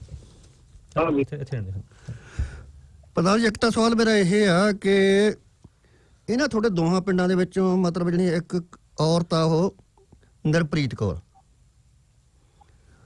ਉਹਦੇ ਨਾਲ ਇੱਕ ਮੁਲਾਕਾਤ ਛਪੀ ਹੈਗੀ ਆ, ਮਤਲਬ ਜਿਹੜੀ ਹੈਗੀ ਆ ਨੀਲ ਭਲਿੰਦਰ ਸਿੰਘ ਪੱਤਰਕਾਰ ਆ ਇੰਡੋ ਕੈਨੇਡੀਅਨ ਦਾ। ਉਹ ਔਰਤ ਜਿਵੇਂ ਮਤਲਬ ਬਲਦੇਵ ਮਾਨ ਦੀ ਜਿਵੇਂ ਤੁਸੀਂ ਪਿੰਡਾਂ 'ਚ ਦੱਸ ਰਹੇ ਹੋ, ਕਿਉਂਕਿ ਸਾਨੂੰ ਮਤਲਬ ਸਾਨੂੰ ਪਤਾ ਸਾਰੀਆਂ ਗੱਲਾਂ ਦਾ, ਪਰ ਅਸੀਂ ਚਾਹੁੰਦੇ ਹਾਂ ਵੀ ਤੁਹਾਡੇ ਮੂੰਹ ਇਹ ਗੱਲਾਂ ਸਾਰੀਆਂ ਆ ਜਾਣ ਤਾਂ ਕਿ ਘੱਟੋ ਘੱਟ ਵੀ ਜਿਹੜਾ ਨਾ ਬਕਵਾਸ ਉਹ ਬੰਦ ਕਰ ਕੀਤਾ ਜਾਵੇ। ਤਾਂ ਕਰਕੇ ਜਿਹੜੇ ਸਵਾਲ ਅਸੀਂ ਆਪਦੇ ਸਵਾਲ ਛੱਡਾਂਗੇ, ਪਰ ਤੁਹਾਡੇ ਨਾਲ ਜਿਹੜੀ ਗੱਲ ਕਰਾਂਗੇ ਇੱਕ ਤਾਂ ਇਹ ਵੀ ਜਿਹੜੀ ਔਰਤ ਆ ਉਹ ਇਹਦੇ ਤੇ ਜਿਹੜੇ ਇਲਜ਼ਾਮ ਲਾਉਂਦੀ ਆ, ਉਹਨਾਂ ਇਲਜ਼ਾਮ ਬਾਰੇ ਇੱਕ ਤਾਂ ਵੀ ਸਾਨੂੰ ਐਂ ਲੱਗ ਰਿਹਾ ਵੀ ਇਹਨਾਂ ਗੱਲਾਂ ਕਰਕੇ ਇਹਨਾਂ ਦੋਵਾਂ ਪਿੰਡਾਂ 'ਚ ਤਾਂ ਹੈ ਨਹੀਂ, ਪਰ ਇੱਕ ਤਾਂ ਉਹ ਔਰਤ ਕੌਣ ਆ ਵੀ ਜਿਹੜਾ ਮੁੜ ਕੇ ਕਹਿ ਰਹੀ ਆ ਵੀ ਇਹ ਮੁੜ ਕੇ ਵੀ ਮੈਂ ਸਾਰੇ ਲਿਖ ਕੇ ਲਿਆਇਆ ਸੀਗਾ ਜੀ ਉਹ ਸਵਾਲ। ਉਹ ਜਿਹੜੀ ਉਹ ਗੱਲ ਕਰੀ ਨਹੀਂ ਭੱਦੀ ਆ, ਮੈਂ ਚਾਹਿਆ ਨਹੀਂ ਕਿ ਮੈਂ ਰੇਡੀਓ ਸਟੇਸ਼ਨ ਤੇ ਉਹ ਗੱਲ ਕਰ ਸਕਾਂ, ਮੈਂ ਉਹਦੇ ਸਾਰੇ ਸਵਾਲ ਲਿਖ ਕੇ ਲਿਆਇਆ ਸੀਗਾ ਜਿਹੜੀ ਉਹਨੇ ਗੱਲ। ਚਲੋ ਖੈਰ ਆਪਾਂ ਉਹ ਗੱਲ ਆਪਾਂ ਉਸ ਹਿਸਾਬ ਨਾਲ ਕਰਾਂਗੇ ਨਾ। ਇਸ ਵਾਸਤੇ ਮਤਲਬ ਬੇਨਤੀ ਆ ਕਿ ਉਹਨੇ ਮੁੜ ਕੇ ਹਾਂਜੀ ਔਰਤ ਦਾ ਨਾਂ ਕੀ ਆ ਉਸਦਾ? ਉਹਦਾ ਨਿਰਪ੍ਰੀਤ ਕੌਰ ਸਾਥੀ ਜੀ। ਕੋਈ ਸਕਾਈ ਚੈਨਲ ਹਾਂਜੀ ਨਿਰਪ੍ਰੀਤ ਕੌਰ ਆ ਉਹਦਾ ਨਾਂ। ਉਹ ਕੋਈ ਤਕਰੀਬਨ ਮੇਰਾ ਖਿਆਲ ਆ ਵੀ ਉਹ 62 ਸਾਲ 60-62 ਦੇ ਕਰੀਬ ਉਹਦੀ ਉਮਰ ਹੈ। ਤੇ ਉਹ ਇਹ ਕਹਿ ਰਹੀ ਆ ਮੁੜ ਕੇ ਵੀ ਮੇਰੇ ਪਿੰਡ ਦੇ ਵਿੱਚ ਮਤਲਬ ਜਿਹਨੂੰ ਪੰਜਾਬੀ 'ਚ ਆਪਾਂ ਕਹਿੰਦੇ ਨਾ ਚੌਥੀ ਕੂਟ, ਇਹ ਸ਼ਬਦ ਨਹੀਂ ਵਰਤਿਆ, ਉਹ ਸ਼ਬਦ ਮੈਂ ਵਰਤ ਰਿਹਾ। ਉਹ ਕਹਿੰਦੀ ਵੀ ਇੱਕ ਸਾਈਡ ਹੁੰਦੀ ਸੀਗੀ 86 ਤੋਂ ਲਾ ਕੇ 90 ਦੇ ਵਿੱਚ, ਵੀ ਉਦੋਂ ਜਿਹੜਾ ਹੈਗਾ ਉਹ ਇੱਕ ਸਾਈਡ ਤੇ ਜਿਹੜੀਆਂ ਔਰਤਾਂ ਜਿਹੜੀਆਂ ਉਹ ਜੰਗਲ ਪਾਣੀ ਜਾਂਦੀਆਂ ਖੁੱਲੇ 'ਚ। ਹਾਂ, ਤੇ ਉਹਨੂੰ ਇਹਨਾਂ ਨਾਲ ਮੈਨੂੰ ਪਤਾ ਸਾਥੀ ਜੀ। ਮੈਂ ਠੀਕ ਹੈ, ਇਹ ਬਹੁਤ ਭੱਦੀ ਹੈਗੇ ਨੇ ਜੀ ਇਹ ਇਲਜ਼ਾਮ ਜਿਹੜੇ ਲੱਗੇ ਨੇ, ਮਤਲਬ ਸੁਣ ਕੇ। ਔਰਤ ਕੌਣ ਹੈ? ਹਾਂ, ਮੇਰੇ ਖਿਆਲ ਸਾਥੀ ਤੁਹਾਨੂੰ ਪਤਾ ਹੈ ਕਿ ਇਹ ਔਰਤ ਹੈ ਕੌਣ ਵਾ? ਦੇਖੋ ਮੈਂ ਨਾ ਤੇ ਉਹ ਇੰਟਰਵਿਊ ਪੜ੍ਹੀ ਆ ਤੇ ਨਾ ਮੈਂ ਉਹਦੀ ਕੋਈ ਫੋਟੋਗ੍ਰਾਫ ਦੇਖੀ। ਹਾਂ ਫਿਰ ਤੁਸੀਂ ਮੈਨੂੰ ਮੇਰੇ ਨੰਬਰ ਤੇ ਉਹ ਸੈਂਡ ਕਰ ਦਿਓ। ਮੈਂ ਤੁਹਾਨੂੰ ਹਾਂਜੀ ਉਹ ਹੈਗਾ ਜੀ ਕੋਈ ਸਕਾਈ ਚੈਨਲ ਕਰਕੇ ਹੈਗਾ ਆ, ਉਹਦੇ ਵਿੱਚ ਦੀ ਇੰਟਰਵਿਊ ਆਈ ਸੀਗੀ ਤੇ ਉਹ ਮੈਂ ਸੁਣੀ ਔਰ ਐਡੀ ਭੱਦੀ ਸ਼ਬਦਾਵਲੀ ਉਸ ਔਰਤ ਨੇ ਵਰਤੀ ਹੈ। ਔਰ ਮੈਂ ਸਵਾਲ ਲੈ ਕੇ ਆਇਆ ਸੀ, ਮੈਨੂੰ ਠੀਕ ਹੀ ਨਹੀਂ ਲੱਗਿਆ ਵੀ ਮੈਂ ਇਹੋ ਜਿਹੇ ਸਾਥੀ ਬਲਦੇਵ ਸਿੰਘ ਮਾਨ ਬਾਰੇ ਇਹੋ ਜਿਹੇ ਸਵਾਲ ਪੁੱਛਾਂ। ਸੋ ਮੈਂ ਤੁਹਾਨੂੰ ਉਹ ਭੇਜ ਦਾਂਗਾ ਜੀ। ਤੁਸੀਂ ਜ਼ਰੂਰੀ ਹੈ ਨਾ, ਇਹ ਤਾਂ ਆਪਾਂ ਨੂੰ ਕਰਨਾ ਚਾਹੀਦੀ, ਉਹਦੀ ਨਿਸ਼ਾਨਦੇਹੀ ਕਰਨੀ ਚਾਹੀਦੀ ਹੈ। ਨਿਰਪ੍ਰੀਤ ਕੌਰ ਦੀ ਨਾਂ ਦੀ ਔਰਤ ਜਿਹੜੀ ਆ ਮੇਰੇ ਪਿੰਡ 'ਚ ਉਹ ਕੋਈ ਹੋਂਦ ਨਹੀਂ ਰੱਖਦੀ ਜੀ। ਮੈਂ ਕਿਉਂਕਿ ਪਿੰਡ ਦਾ ਵਾਸੀ ਆ, ਮੈਨੂੰ ਸਾਰੇ ਲੋਕਾਂ ਦਾ ਪਤਾ ਹੈ। ਇਸ ਤਰ੍ਹਾਂ ਦੀ ਔਰਤ ਜਿਸ ਤਰ੍ਹਾਂ ਦਾ ਤੁਸੀਂ ਦੱਸ ਰਹੇ ਜੋ ਕਿ ਉਮਰ ਦੀ, ਹਾਂਜੀ, ਉਹ ਬਿਲਕੁਲ ਕੋਈ ਮਤਲਬ ਫੈਕਟੀਸ਼ੀਅਸ ਗੱਲ ਜਾਂਦੀ ਹੈ। ਹਾਂਜੀ ਸਾਥੀ ਜੀ, ਉਹ ਆਪਣੇ ਆਪ ਨੂੰ ਐਕਸ ਖਾੜਕੂ ਦੱਸਦੀ ਹੈ। ਸਾਡੀ ਬੇਨਤੀ ਇਹ ਆ ਮਤਲਬ ਜਿਹੜਾ ਕੁਝ ਵੀ ਉਹਨੇ ਕਿਹਾ ਉਹ ਐਡਾ ਜਿਹੜੀ ਭਾਵੇਂ ਸ਼ਬਦਾਵਲੀ ਭਾਵੇਂ ਬੇਸ਼ੱਕ ਭੱਦੀ ਆ, ਗੱਲ ਵੱਖਰੀ ਆ, ਪਰ ਇਹ ਗੱਲ ਹੈਗੀ ਘੱਟੋ ਘੱਟ ਵੀ ਉਹ ਨੰਗੀ ਕੀਤੀ ਜਾਣੀ ਚਾਹੀਦੀ ਆ। ਇੱਕ ਤਾਂ ਸਾਡੇ ਮੁੜ ਕੇ ਉਹ ਤੁਹਾਨੂੰ ਭੇਜਾਂਗੇ, ਤੁਸੀਂ ਦੱਸਿਓ, ਕਿਉਂਕਿ ਤੁਹਾਡੇ 2 ਮਹੀਨੇ ਤੋਂ ਹੈ ਨਹੀਂ। ਜੇ ਹੁੰਦੀ ਤਾਂ ਘੱਟੋ ਘੱਟ ਉਹਦੇ ਜੁੱਤੀਆਂ ਤੇ ਪੈ ਜਾਣੀਆਂ ਸੀ ਸਾਥੀ। ਉਹ ਤੁਹਾਡੇ ਪਿੰਡ ਦੇ ਇੱਕ ਬੇਨਤੀ ਹੋਰ ਆ ਵੀ ਇਹ ਜਿਹੜਾ ਆਪਣਾ ਜਿਹੜਾ ਹੈਗਾ ਮਾਨ ਆ, ਇਹ ਕੋਈ 2 ਵਾਰ ਜਿਹੜਾ ਹੈਗਾ ਇਹ ਸਰਪੰਚ ਚੁਣਿਆ ਗਿਆ। ਉਹਦਾ ਜਿਹੜਾ ਸਮਾਂ ਬਚਦਾ ਮੇਰੇ ਕੋਲੇ 77 ਤੋਂ ਲਾ ਕੇ 90 ਤੱਕ ਦੇ 13 ਸਾਲ ਬਣਦੇ ਆ। ਵੀ ਇਹ ਮਤਲਬ ਇਹ ਕਿਹੜਾ ਸਮਾਂ ਮੁੜ ਕੇ ਜਦੋਂ ਸਰਪੰਚ ਬਣਿਆ ਤੇ ਉਹ ਜਿਹੜਾ, ਕਿਉਂਕਿ ਇਹੋ ਜਿਹੇ ਬੰਦੇ ਨੂੰ ਘੱਟੋ ਘੱਟ ਬਦਨਾਮ ਕਰਨਾ ਬਹੁਤ ਔਖਾ ਹੋ ਜਾਂਦਾ ਤੇ ਉਹ ਪਿੰਡੋਂ ਬਾਹਰ ਰਹਿੰਦਾ ਸੀ। ਬਿਲਕੁਲ ਬਿਲਕੁਲ ਬਿਲਕੁਲ। ਨਹੀਂ ਹਾਂ ਬਿਲਕੁਲ। ਉਹ ਮਤਲਬ 77 ਚ ਸਰਪੰਚ ਬਣੇ ਆ ਤਾਂ ਮੁੜ ਕੇ ਇਲੈਕਸ਼ਨ ਜਿਹੜੀ ਆ ਉਹ 92 ਜਾ ਕੇ ਇਲੈਕਸ਼ਨ ਹੋਈ ਆ। ਜਦੋਂ ਬੈਂਸੋਂ ਦੀ ਸਰਕਾਰ ਬਣੀ ਆ ਤਾਂ ਫੇਰ ਪੰਚਾਇਤੀ ਇਲੈਕਸ਼ਨਾਂ ਪੰਜਾਬ 'ਚ ਹੋਈਆਂ। ਉਹਨਾਂ ਚਿਰ ਪੰਜਾਬ 'ਚ ਇਲੈਕਸ਼ਨ ਨਹੀਂ ਹੋਈ। ਪਰ ਇਹ ਆ ਵੀ ਮਾਨ ਸਾਹਿਬ ਤੇ 86 ਦੇ ਵਿੱਚ ਸ਼ਹੀਦ ਹੋ ਗਏ। ਇਸ ਕਰਕੇ ਉਸ ਤੋਂ ਬਾਅਦ ਉਹਨਾਂ ਦੇ ਪਿਤਾ ਜੀ ਨੂੰ ਜਿਹੜਾ ਸੀਗਾ ਉਹ ਕਾਇਮ ਮਕਾਮ ਸਰਪੰਚ ਜਿਹੜਾ ਪਿੰਡ ਵਾਲਿਆਂ ਬਣਾਈ ਰੱਖਿਆ ਉਹਨਾਂ ਨੂੰ। ਠੀਕ ਹੈ ਜੀ, ਠੀਕ ਬਿਲਕੁਲ ਸਾਥੀ ਜੀ। ਵੈਸੇ ਮੈਂ ਤੁਹਾਡੇ ਨਾਲ ਬਾਅਦ ਗੱਲ ਕਰ ਲੂੰਗਾ। ਜਿਹੜੀ ਤੁਸੀਂ ਗੱਲ ਕਰ ਰਹੇ ਨਾ ਉਹ ਆਲਰੇਡੀ ਕਿਰਤੀ ਕਿਸਾਨ ਯੂਨੀਅਨ ਵੱਲੋਂ ਪੂਰਾ ਸਪਸ਼ਟੀਕੇਸ਼ਨ ਆਇਆ ਹੋਇਆ, ਮੈਂ ਤੁਹਾਨੂੰ ਭੇਜ ਦਾਂਗਾ। ਚਲੋ ਠੀਕ ਹੈ। ਸੋ ਸਾਥੀ ਜੀ, ਤੁਸੀਂ ਅਖੀਰ ਦੇ ਵਿੱਚ ਜਿਹੜੇ ਸਰੋਤੇ ਸੁਣ ਰਹੇ ਨੇ ਉਹਨਾਂ ਨੂੰ ਬਰੀਫ ਦੇ ਵਿੱਚ, ਸੰਖੇਪ ਦੇ ਵਿੱਚ ਆਪਣੇ ਵੱਲੋਂ ਜਿਹੜਾ ਇੱਕ ਸ਼ਾਨਮੱਤਾ ਕਿਸਾਨੀ ਸੰਘਰਸ਼ ਚੱਲ ਰਿਹਾ ਹੈ ਦਿੱਲੀ ਦੇ ਵਿੱਚ ਆਪਣੇ ਸਾਥੀ ਮੋਰਚਾ ਲਾਈ ਬੈਠੇ ਨੇ, ਉਹਦੀ ਬਾਬਤ ਸੰਖੇਪ ਦੇ ਵਿੱਚ ਤੁਸੀਂ ਅਖੀਰ ਦੇ ਵਿੱਚ ਕੀ ਕਹਿਣਾ ਚਾਹੋਗੇ? ਸੁਨੇਹਾ। ਅਸੀਂ ਸੰਯੁਕਤ ਕਿਸਾਨ ਮੋਰਚੇ ਵੱਲੋਂ ਸਾਰੇ ਰੇਡੀਓ ਇਨਕਲਾਬ ਦੇ ਸਰੋਤਿਆਂ ਨੂੰ ਬੇਨਤੀ ਕਰਾਂਗੇ ਇਹ ਮੋਰਚਾ ਜਿਹੜਾ ਇਹ ਸਾਰੀ ਦੁਨੀਆ ਦੇ ਕਾਰਪੋਰੇਟਸ ਨੇ ਜੋ ਪਿਛਲੇ ਸਮੇਂ ਦੇ ਦੌਰਾਨ ਕਿਰਤੀ ਲੋਕਾਂ ਨਾਲ ਸਾਰੇ ਵਰਲਡ ਦੇ ਵਿੱਚ ਖੁੱਲ ਖੇਡਿਆ, ਉਹਦੇ ਵਿਰੁੱਧ ਇੱਕ ਪੰਜਾਬ ਤੋਂ ਜਿਹੜੀ ਆ ਇੱਕ ਲੜਾਈ ਉੱਠੀ ਆ ਔਰ ਇਹ ਅੱਜ ਸਾਰੇ ਦੇਸ਼ ਦਾ ਬਣਿਆ ਹੈ, ਸਾਰੀ ਵਰਲਡ ਦਾ ਬਣਿਆ, ਸਾਰੇ ਵਰਲਡ ਦੇ ਲੋਕਾਂ ਦਾ ਇਹਦੇ ਵੱਲ ਧਿਆਨ ਹੈ ਕਿਉਂਕਿ ਇਹ ਲੜਾਈ ਜਿਹੜੀ ਕੋਈ ਭਾਰਤ ਸਰਕਾਰ ਵਿਰੁੱਧ ਨਹੀਂ ਗਈ, ਇਹ ਦੇਸੀ ਵਿਦੇਸ਼ੀ ਕਾਰਪੋਰੇਟਾਂ ਦੇ ਵਿਰੁੱਧ ਲੜਾਈ ਆ।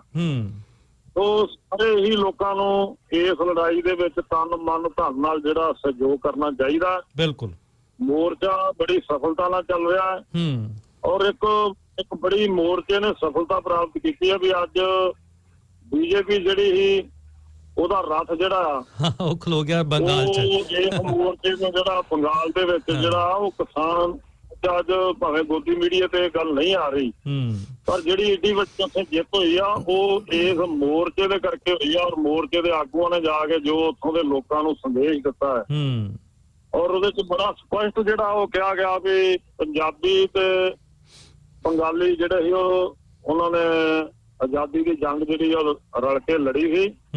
ਹੁਣ ਕਾਰਪੋਰੇਟ ਵਿਰੁੱਧ ਦੂਜੀ ਆਜ਼ਾਦੀ ਦੀ ਜੰਗ ਜਿਹੜੀ ਆ ਉਹ ਸ਼ੁਰੂ ਹੋਈ ਆ ਤੇ ਪੰਜਾਬ ਉਸ ਜੰਗ ਦੇ ਵਿੱਚ ਆ ਗਿਆ। ਬੰਗਾਲੀ ਭਰਾ ਨੂੰ ਚਾਹੀਦਾ ਵੀ ਬੀਜੇਪੀ ਨੂੰ ਹਰਾ ਕੇ ਇੱਥੋਂ ਉਹ ਵੀ ਇਸ ਲੜਾਈ 'ਚ ਸ਼ਾਮਲ ਹੋਣ ਔਰ ਉਹਨਾਂ ਨੇ ਇਹ ਗੱਲ ਜਿਹੜੀ ਆ ਉਹ ਕਰ ਵਿਖਾਈ ਆ ਔਰ ਸਭ ਲੋਕਾਂ ਨੂੰ ਸਭ ਦੁਨੀਆ ਨੂੰ ਇਸ ਮੋਰਚੇ ਦੀ ਹਮਾਇਤ ਕਰਨੀ ਚਾਹੀਦੀ ਆ। ਕੋਈ ਫਿਜ਼ੀਕਲੀ ਇਹਦੇ 'ਚ ਪਾਰਟੀਸਪੇਟ ਕਰਕੇ ਕਰ ਸਕਦਾ, ਕੋਈ ਇਸ ਮੋਰਚੇ ਨੂੰ ਸ਼ਾਬਾਸ਼ੇ ਦੇ ਕੇ ਕਰ ਸਕਦਾ ਔਰ ਕੋਈ ਇਸ ਮੋਰਚੇ ਦੇ ਅੰਦਰ ਅਸੀਂ ਬੇਨਤੀ ਕਰਾਂਗੇ ਵੀ ਮੋਰਚੇ ਨੂੰ ਆਰਥਿਕ ਸਹਾਇਤਾ ਵੀ ਜਿਹੜੀ ਆ ਬਿਲਕੁਲ ਉਹ ਵੱਧ ਤੋਂ ਵੱਧ ਜਿਹੜੀ ਉਹ ਭੇਜੀ ਜਾ ਸਕੇ ਤਾਂ ਕਿ ਜੋ ਆਰਥਿਕ ਲੋੜਾਂ ਨੇ ਉਹਨਾਂ 'ਚ ਕੋਈ ਕਮੀ ਨਹੀਂ ਆਉਣੀ ਚਾਹੀਦੀ। ਇਹ ਸਾਰੀਆਂ ਬੇਨਤੀਆਂ ਕਰਾਂਗੇ ਤਨ ਮਨ ਧਨ ਨਾਲ ਸਾਨੂੰ ਇਹ ਮੋਰਚੇ 'ਚ ਸ਼ਾਮਲ ਹੋਣਾ ਚਾਹੀਦਾ। ਔਰ ਇੱਕ ਗੱਲ ਜਿਹੜੀ ਇੱਕ ਸਿਰਜਣ ਦੀ ਕੋਸ਼ਿਸ਼ ਕੀਤੀ ਜਾ ਰਹੀ ਹੈ, ਵਰਤਾਂਤ ਸਿਰਜਣ ਦੀ ਕੋਸ਼ਿਸ਼ ਕੀਤੀ ਜਾ ਰਹੀ ਹੈ ਵੀ ਲੀਡਰਸ਼ਿਪ ਕਮਜ਼ੋਰ ਆ, ਜੇ ਹੈ ਫਲਾਣ ਹੈ ਢੀਂਗਾ, ਇਹ ਸਰਾਸਰ ਅੱਜ ਤੱਕ ਲੀਡਰਸ਼ਿਪ ਨੇ ਪੂਰੀ ਆਪਣੀ ਸ਼ਕਤੀ ਦੇ ਨਾਲ ਮੋਰਚੇ ਨੂੰ ਜਿਹੜਾ ਉਹ ਚਲਾਇਆ, ਹਰ ਫੈਸਲਾ ਸੋਚ ਸਮਝ ਕੇ ਕੀਤਾ, ਸਰਕਾਰ ਨੂੰ ਪਿੱਛੇ ਧੱਕਿਆ, ਸ਼ਾਂਤੀ ਬਣਾਈ ਰੱਖੀ ਆ। ਮੋਰਚੇ 'ਚ ਭਾਵੇਂ ਸਰਕਾਰ ਪੱਖੀ ਤੇ ਦੂਜੀਆਂ ਸ਼ਕਤੀਆਂ ਨੇ ਮੋਰਚੇ ਨੂੰ ਭਾਵੇਂ 26 ਜਨਵਰੀ ਨੂੰ ਸੱਟ ਮਾਰੀ ਸੀ ਪਰ ਮੋਰਚੇ ਦੀ ਲੀਡਰਸ਼ਿਪ ਨੇ ਆਪਣੀ ਸੂਝ ਸਿਆਣਪ ਨਾਲ ਮੋਰਚੇ ਨੂੰ ਦੁਬਾਰਾ ਪੈਰਾਂ ਤੇ ਖੜਾ ਕਰਕੇ ਰਵਾਨਗੀ ਅੱਜ ਦਿੱਤੀ ਆ। ਕੱਲ ਵਾਲੇ ਘਟਨਾਕ੍ਰਮ ਨੇ ਅੱਜ ਮੋਰਚੇ ਨੂੰ ਬਹੁਤ ਵੱਡੀ ਰਵਾਨਗੀ ਜਿਹੜੀ ਆ ਉਹ ਮਿਲੀ ਆ। ਲੋਕਾਂ ਦੇ ਮਨਾਂ ਦੇ ਬਹੁਤ ਵੱਡੀ ਜਿਹੜੀ ਆ ਉਹ ਤਸੱਲੀ ਹੋਈ ਆ ਵੀ ਬੀਜੇਪੀ ਜਿਹੜੀ ਆ ਉਹ ਇਸ ਮੋਰਚੇ ਦੇ ਕਾਰਨ ਹਾਰੀ ਆ। ਤੇ ਅਸੀਂ ਮੋਰਚਾ ਜਿਹੜਾ ਆਉਣ ਵਾਲੇ ਦਿਨਾਂ 'ਚ ਹੋਰ ਵੀ ਅੱਗੇ ਵਧੂਗਾ। ਬਿਲਕੁਲ ਜੀ। ਔਰ ਜਿਹੜਾ ਤਿੰਨੇ ਕਾਨੂੰਨ ਰੱਦ ਕਰਾਉਣ ਤੋਂ ਬਿਨਾਂ ਮੋਰਚਾ ਜਿਹੜਾ ਉਹਨੂੰ ਖਤਮ ਨਹੀਂ ਕੀਤਾ ਜਾਊਗਾ। ਇਹ ਅਸੀਂ ਸਭ ਸਰੋਤਿਆਂ ਨੂੰ ਸਭ ਜਨਤਾ ਨੂੰ ਇਹਦਾ ਵਿਸ਼ਵਾਸ ਦਿਵਾਉਂਦੇ ਆ ਤੇ ਸੰਯੁਕਤ ਕਿਸਾਨ ਮੋਰਚੇ ਦੀ ਲੀਡਰਸ਼ਿਪ ਤੇ ਸਾਰਿਆਂ ਨੂੰ ਚਾਹੀਦਾ ਵੀ ਵਿਸ਼ਵਾਸ ਜਿਹੜਾ ਉਹ ਬਣਾ ਕੇ ਰੱਖਣ। ਧੰਨਵਾਦ। ਬਹੁਤ ਬਹੁਤ ਧੰਨਵਾਦ ਸਾਥੀ ਜੀ। ਬਿਲਕੁਲ ਅਸੀਂ ਆਉਂਦੇ ਸਮੇਂ ਦੇ ਵਿੱਚ ਤੁਹਾਡੇ ਨਾਲ ਗੱਲਬਾਤ ਕਰਦੇ ਰਹਾਂਗੇ। ਬਹੁਤ ਗੱਲਬਾਤ ਵਧੀਆ ਰਹੀ। ਤਾਂ ਸਾਥੀ ਜੀ ਲਾਲ ਸਲਾਮ, ਫਿਰ ਗੱਲ ਕਰਦੇ ਹਾਂ ਜੀ। ਲਾਲ ਸਲਾਮ ਦੋਸਤੋ। ਇਹ ਸਨ ਸਾਥੀ ਜਤਿੰਦਰ ਸਿੰਘ ਕਿਰਤੀ ਕਿਸਾਨ ਯੂਨੀਅਨ ਦੇ ਆਗੂ। ਇੱਕ ਤੇ ਜੀ ਮੱਝ ਦਾ ਗੱਲਬਾਤ ਸੁਣ ਕੇ ਉਹੀ ਨਜ਼ਾਰਾ ਆ ਜਾਂਦਾ ਕਿਉਂਕਿ ਭਾਸ਼ਾ ਹੀ ਬੜੀ ਖੁੱਲੀ ਭਾਸ਼ਾ, ਖੁੱਲੀ ਡੁੱਲੀ, ਐਂ ਲੱਗਦਾ ਵੀ ਬਸ ਕਵਿਤਾ ਹੀ ਬੋਲੀ ਜਾ ਰਹੀ ਹੈ। ਤੇ ਮੈਨੂੰ ਲੱਗਦਾ ਮੈਂ ਆਪਣੇ ਪਿੰਡ ਪਹੁੰਚ ਗਈ ਹਾਂ। ਥੋੜਾ ਜਿਹਾ ਫਰਕ ਹੈ ਵੈਸੇ, ਸਾਡਾ ਗੁਰਦਾਸਪੁਰ ਜ਼ਿਲ੍ਹਾ ਥੋੜਾ ਜਿਹਾ ਵੱਖਰਾ ਐਕਸੈਂਟ ਪਰ ਮੇਰਾ ਖਿਆਲ ਹੈ ਜਿਹੜੇ ਉਸ ਇਲਾਕੇ ਤੋਂ ਨਹੀਂ ਉਹਨਾਂ ਨੂੰ ਸ਼ਾਇਦ ਇੱਕੋ ਜਿਹਾ ਲੱਗਦਾ ਹੋਵੇ। ਹਾਂਜੀ ਅਨੂ ਜੀ, ਸਿਰਫ ਆਪਣੇ 5-7 ਮਿੰਟ ਨੇ ਤੇ ਜਿਹੜਾ ਇਹ ਯੋਧਾ ਇਹਨਾਂ ਦਾ ਵਾਪਸ ਆਇਆ ਸਾਡਾ ਵਿਰੋਧੀ ਦੀਪ ਸਿੰਘ ਸਿੱਧੂ ਸਿੰਘ ਤੇ ਨਾਲ ਖੈਰ ਲਾਉਂਦਾ ਨਹੀਂ ਉਹ, ਜਿਹੜੀਆਂ ਉਹਦੀਆਂ 4-5 ਇੰਟਰਵਿਊ ਆਈਆਂ ਨੇ ਉਹਦਾ ਅਸੀਂ ਮੈਂ ਲਿਖ ਕੇ ਲਿਆਇਆ ਹੋਇਆ, ਉਹਦੇ ਪ੍ਰਵਚਨ ਨੇ ਜਿਹੜੇ ਉਹ ਤੁਹਾਡੇ ਨਾਲ ਸਾਂਝੇ ਕਰਨਾ ਚਾਹੁੰਦਾ ਜੀ। ਸਾਥੀ ਜੀ ਆਪਣੇ ਕੋਲ ਸਿਰਫ 5 ਮਿੰਟ ਹੈ ਤੇ ਇੱਕ ਤੇ ਇਹ ਉਹਦਾ ਪ੍ਰਵਚਨ ਆਇਆ ਕਿ ਜਿਹੜਾ ਉਗਰਾਹਾਂ ਇੱਕ ਹੰਕਾਰ ਉਹਦੇ 'ਚ ਬਹੁਤ ਜ਼ਿਆਦਾ ਆ ਗਿਆ ਹੋਇਆ। ਤੇ ਦੂਸਰਾ ਉਹ ਬਾਰ-ਬਾਰ ਇਹ ਗੱਲ ਕਹਿ ਰਿਹਾ ਹੈ ਕਿ ਉਹ ਐਗਜ਼ਾਮਪਲ ਦਿੰਦਾ ਇੱਕ ਕਸ਼ਮੀਰ ਦੀ ਕਿ ਸਰਕਾਰ ਨਾਲ ਉਹੀ ਜਿਹੜੀ ਗੱਲ ਇਹਨੇ ਪਹਿਲਾਂ ਕਹੀ ਸੀ ਕਿ ਸਰਕਾਰ ਨਾਲ ਸਮਝੌਤਾ ਕਰ ਲਿਆ ਜਾਵੇ, ਉਹਦੇ ਵਿੱਚ ਸਰਕਾਰ ਦੀ ਵੀ ਰਹਿ ਜਾਵੇ ਤੇ ਕਿਸਾਨਾਂ ਦੀ ਵੀ ਰਹਿ ਜਾਵੇ, ਮਤਲਬ ਆਪਸ ਦੇ ਵਿੱਚ ਮਤਲਬ ਪੂਰੇ ਜਿਹੜੇ ਬਿੱਲਾਂ ਦੀ ਤਾਂ ਗੱਲ ਹੀ ਨਹੀਂ ਕਰਦਾ ਵੈਸੇ, ਉਹ ਤਾਂ ਹੈ ਹੀ ਨਹੀਂ ਆ।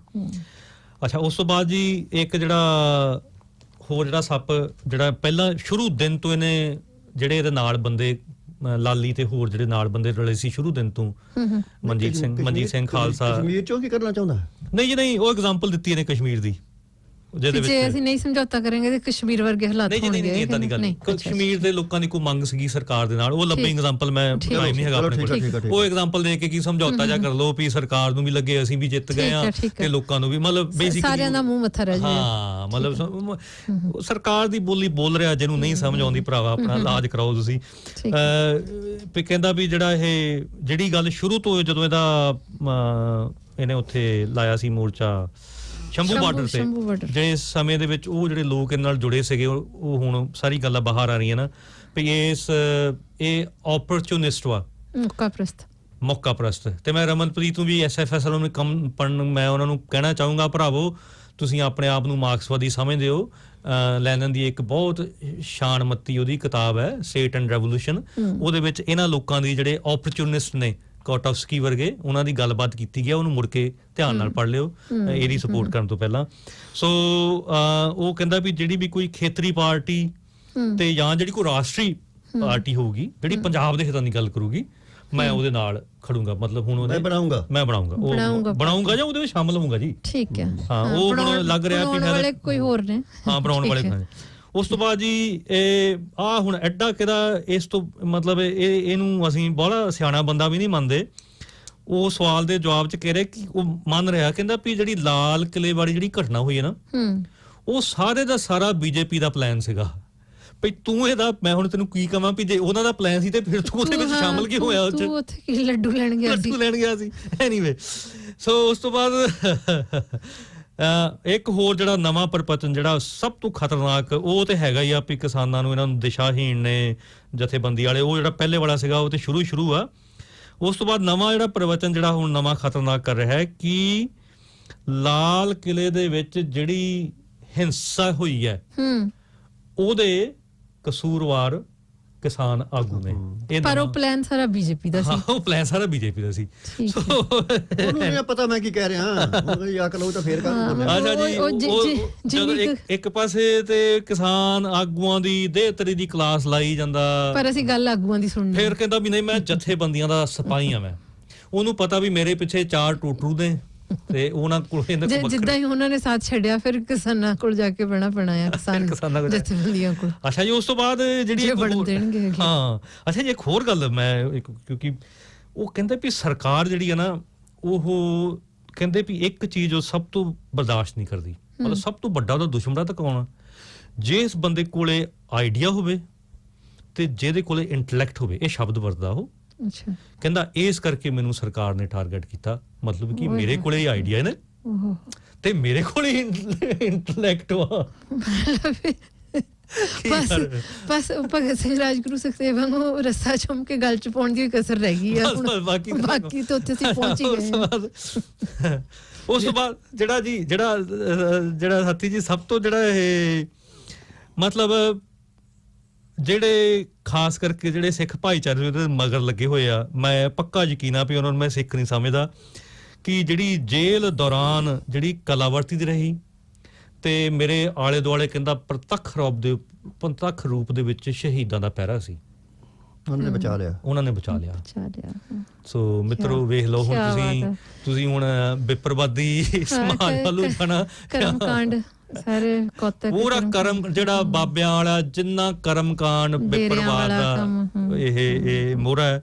ਨਹੀਂ, ਇੱਕ ਉਹਦੀ ਹੋਰ ਆਈ ਹੈਗੀ ਪੋਸਟ, ਉਹਦੇ ਵਿੱਚ ਨਾ ਪਤਾ ਕੀ ਕਹਿੰਦਾ, ਉਹਦੇ 'ਚ ਆਪਾਂ ਅੱਗੇ ਵੀ ਗੱਲ ਕੀਤੀ ਆ, ਉਹ ਕਹਿੰਦਾ ਹੈਗਾ, ਉਹ ਕਹਿੰਦਾ ਮੈਂ ਜਿਹੜੀ ਹੈਗੀ ਆ ਵੀ ਜਾਂ ਤਾਂ ਮਤਲਬ ਜਿਹੜੀ ਹੈਗੀ ਆ ਹਿੰਦੁਸਤਾਨ ਪੱਧਰ ਦੀ ਜਾਂ ਮੁਲਕ ਜਿਹੜਾ ਜਿਹੜੀ ਉਹ ਜੀ ਪਾਰਟੀ ਬਣਾਉਣੀ ਚਾਹੁੰਦਾ ਪਰ ਨਾਲ ਲੱਗ ਮੈਂ ਉਹ ਕਹਿੰਦਾ ਯਾਰ ਪਾਰਟੀ ਤਾਂ ਬਣਾਉਣੀ ਚਾਹੁੰਦਾ ਪਰ ਉਹ ਤਾਂ ਜ਼ਿੰਦਗੀਆਂ ਲੱਗ ਜਾਂਦੀਆਂ ਮੁੜ ਕੇ ਵੀ ਉੱਥੇ ਪਿੰਡਾਂ ਜਾਣਾ ਪਊਗਾ ਉੱਥੇ ਫਲਾਣਾ ਜਾਣਾ ਪਊਗਾ ਕੰਮ ਕਰਨਾ ਪਊਗਾ ਕੰਮ ਵੀ ਕਰਨਾ ਪਊਗਾ ਇਹ ਤਾਂ ਕਹਿੰਦਾ ਬਹੁਤ ਵਰੇ ਲੱਗ ਜਾਂਦੇ ਮੁੜ ਕੇ ਕਲਾ ਹੀ ਵਰਤਣੀ ਪੈਣੀ ਹੈ ਇੱਥੇ ਉਸ ਬੇਵਕੂਫ ਦੇ ਪੁੱਤ ਨੂੰ ਇਸ ਗੱਲ ਦਾ ਪਤਾ ਨਹੀਂ ਮੁੜ ਕੇ ਜਾ ਕੇ ਜਿਹੜੇ ਤੇਰੇ ਪਿਓ ਬਾਹਰ ਬੈਠੇ ਆ ਜਿਹੜੇ ਉੱਥੇ ਲੈ ਕੇ ਗਏ ਮੁੜ ਕੇ ਚੱਲ ਕੇ ਜਿਹੜੇ 40 ਬੈਠੇ ਉਹ ਕੀ ਕਰ ਗਏ ਉਹ ਕਿਵੇਂ ਲੈ ਗਏ ਉੱਥੇ ਉਹਨਾਂ ਨੂੰ ਕਿਉਂ ਨਹੀਂ ਦਿੰਦੇ ਉਹ ਕਿਉਂ ਨਹੀਂ ਵੇਚਣ ਦਿੰਦੇ ਨਹੀਂ ਆਪਦਾ ਜਿਹਦਾ ਘੱਟੋ ਘੱਟ ਸ਼ਰਮ ਤਾਂ ਮੰਨ ਲਾ ਵੀ ਜੇ ਉਹਨਾਂ ਪਾਰਟੀਆਂ ਬਾਰੇ ਤਾਂ ਕਹਿ ਰਹੇ ਵੀ ਪਾਰਟੀ ਤਾਂ ਭਾਈ ਜਿਹੜੀਆਂ ਹੈਗੀਆਂ ਦੂਜੀਆਂ ਰਵਾਇਤੀ ਪਾਰਟੀਆਂ ਵੀ ਇਹਨਾਂ ਤਾਂ ਪਤਾ ਨਹੀਂ ਕਿੰਨੇ ਉਮਰਾਂ ਲੱਗ ਗਈਆਂ ਤੇ ਉਹ ਜਿਹੜੇ ਪਿਓ ਬੈਠੇ ਉਹਨਾਂ ਨੇ ਵੀ ਉਮਰ ਲਾਈ ਆ ਐਵੇਂ ਨਹੀਂ ਬਹਿ ਗਿਆ ਜਿਹਨਾਂ ਨੇ ਮਿਹਨਤਾਂ ਕਰਦਾ ਵੀ ਮੈਨੂੰ ਚਾਦਰ ਪਾ ਲੈਣ ਦਿਓ ਚਲੋ ਜੀ ਆਪਣਾ ਮੂਡ ਵੈਸੇ ਅੱਜ ਥੋੜਾ ਜਿਹਾ ਇਹੀ ਥੋੜਾ ਮਜ਼ਾਕ ਦਾ ਹੀ ਹੈ ਕਹਿੰਦਾ ਜੀ ਉਸ ਤੋਂ ਬਾਅਦ ਪੁੱਛਦੇ ਜੀ ਤੈਨੂੰ ਮਤਲਬ ਤੂੰ ਸਿੱਖੀ ਸਰੂਪ ਦੇ ਵਿੱਚ ਕਿਉਂ ਨਹੀਂਗਾ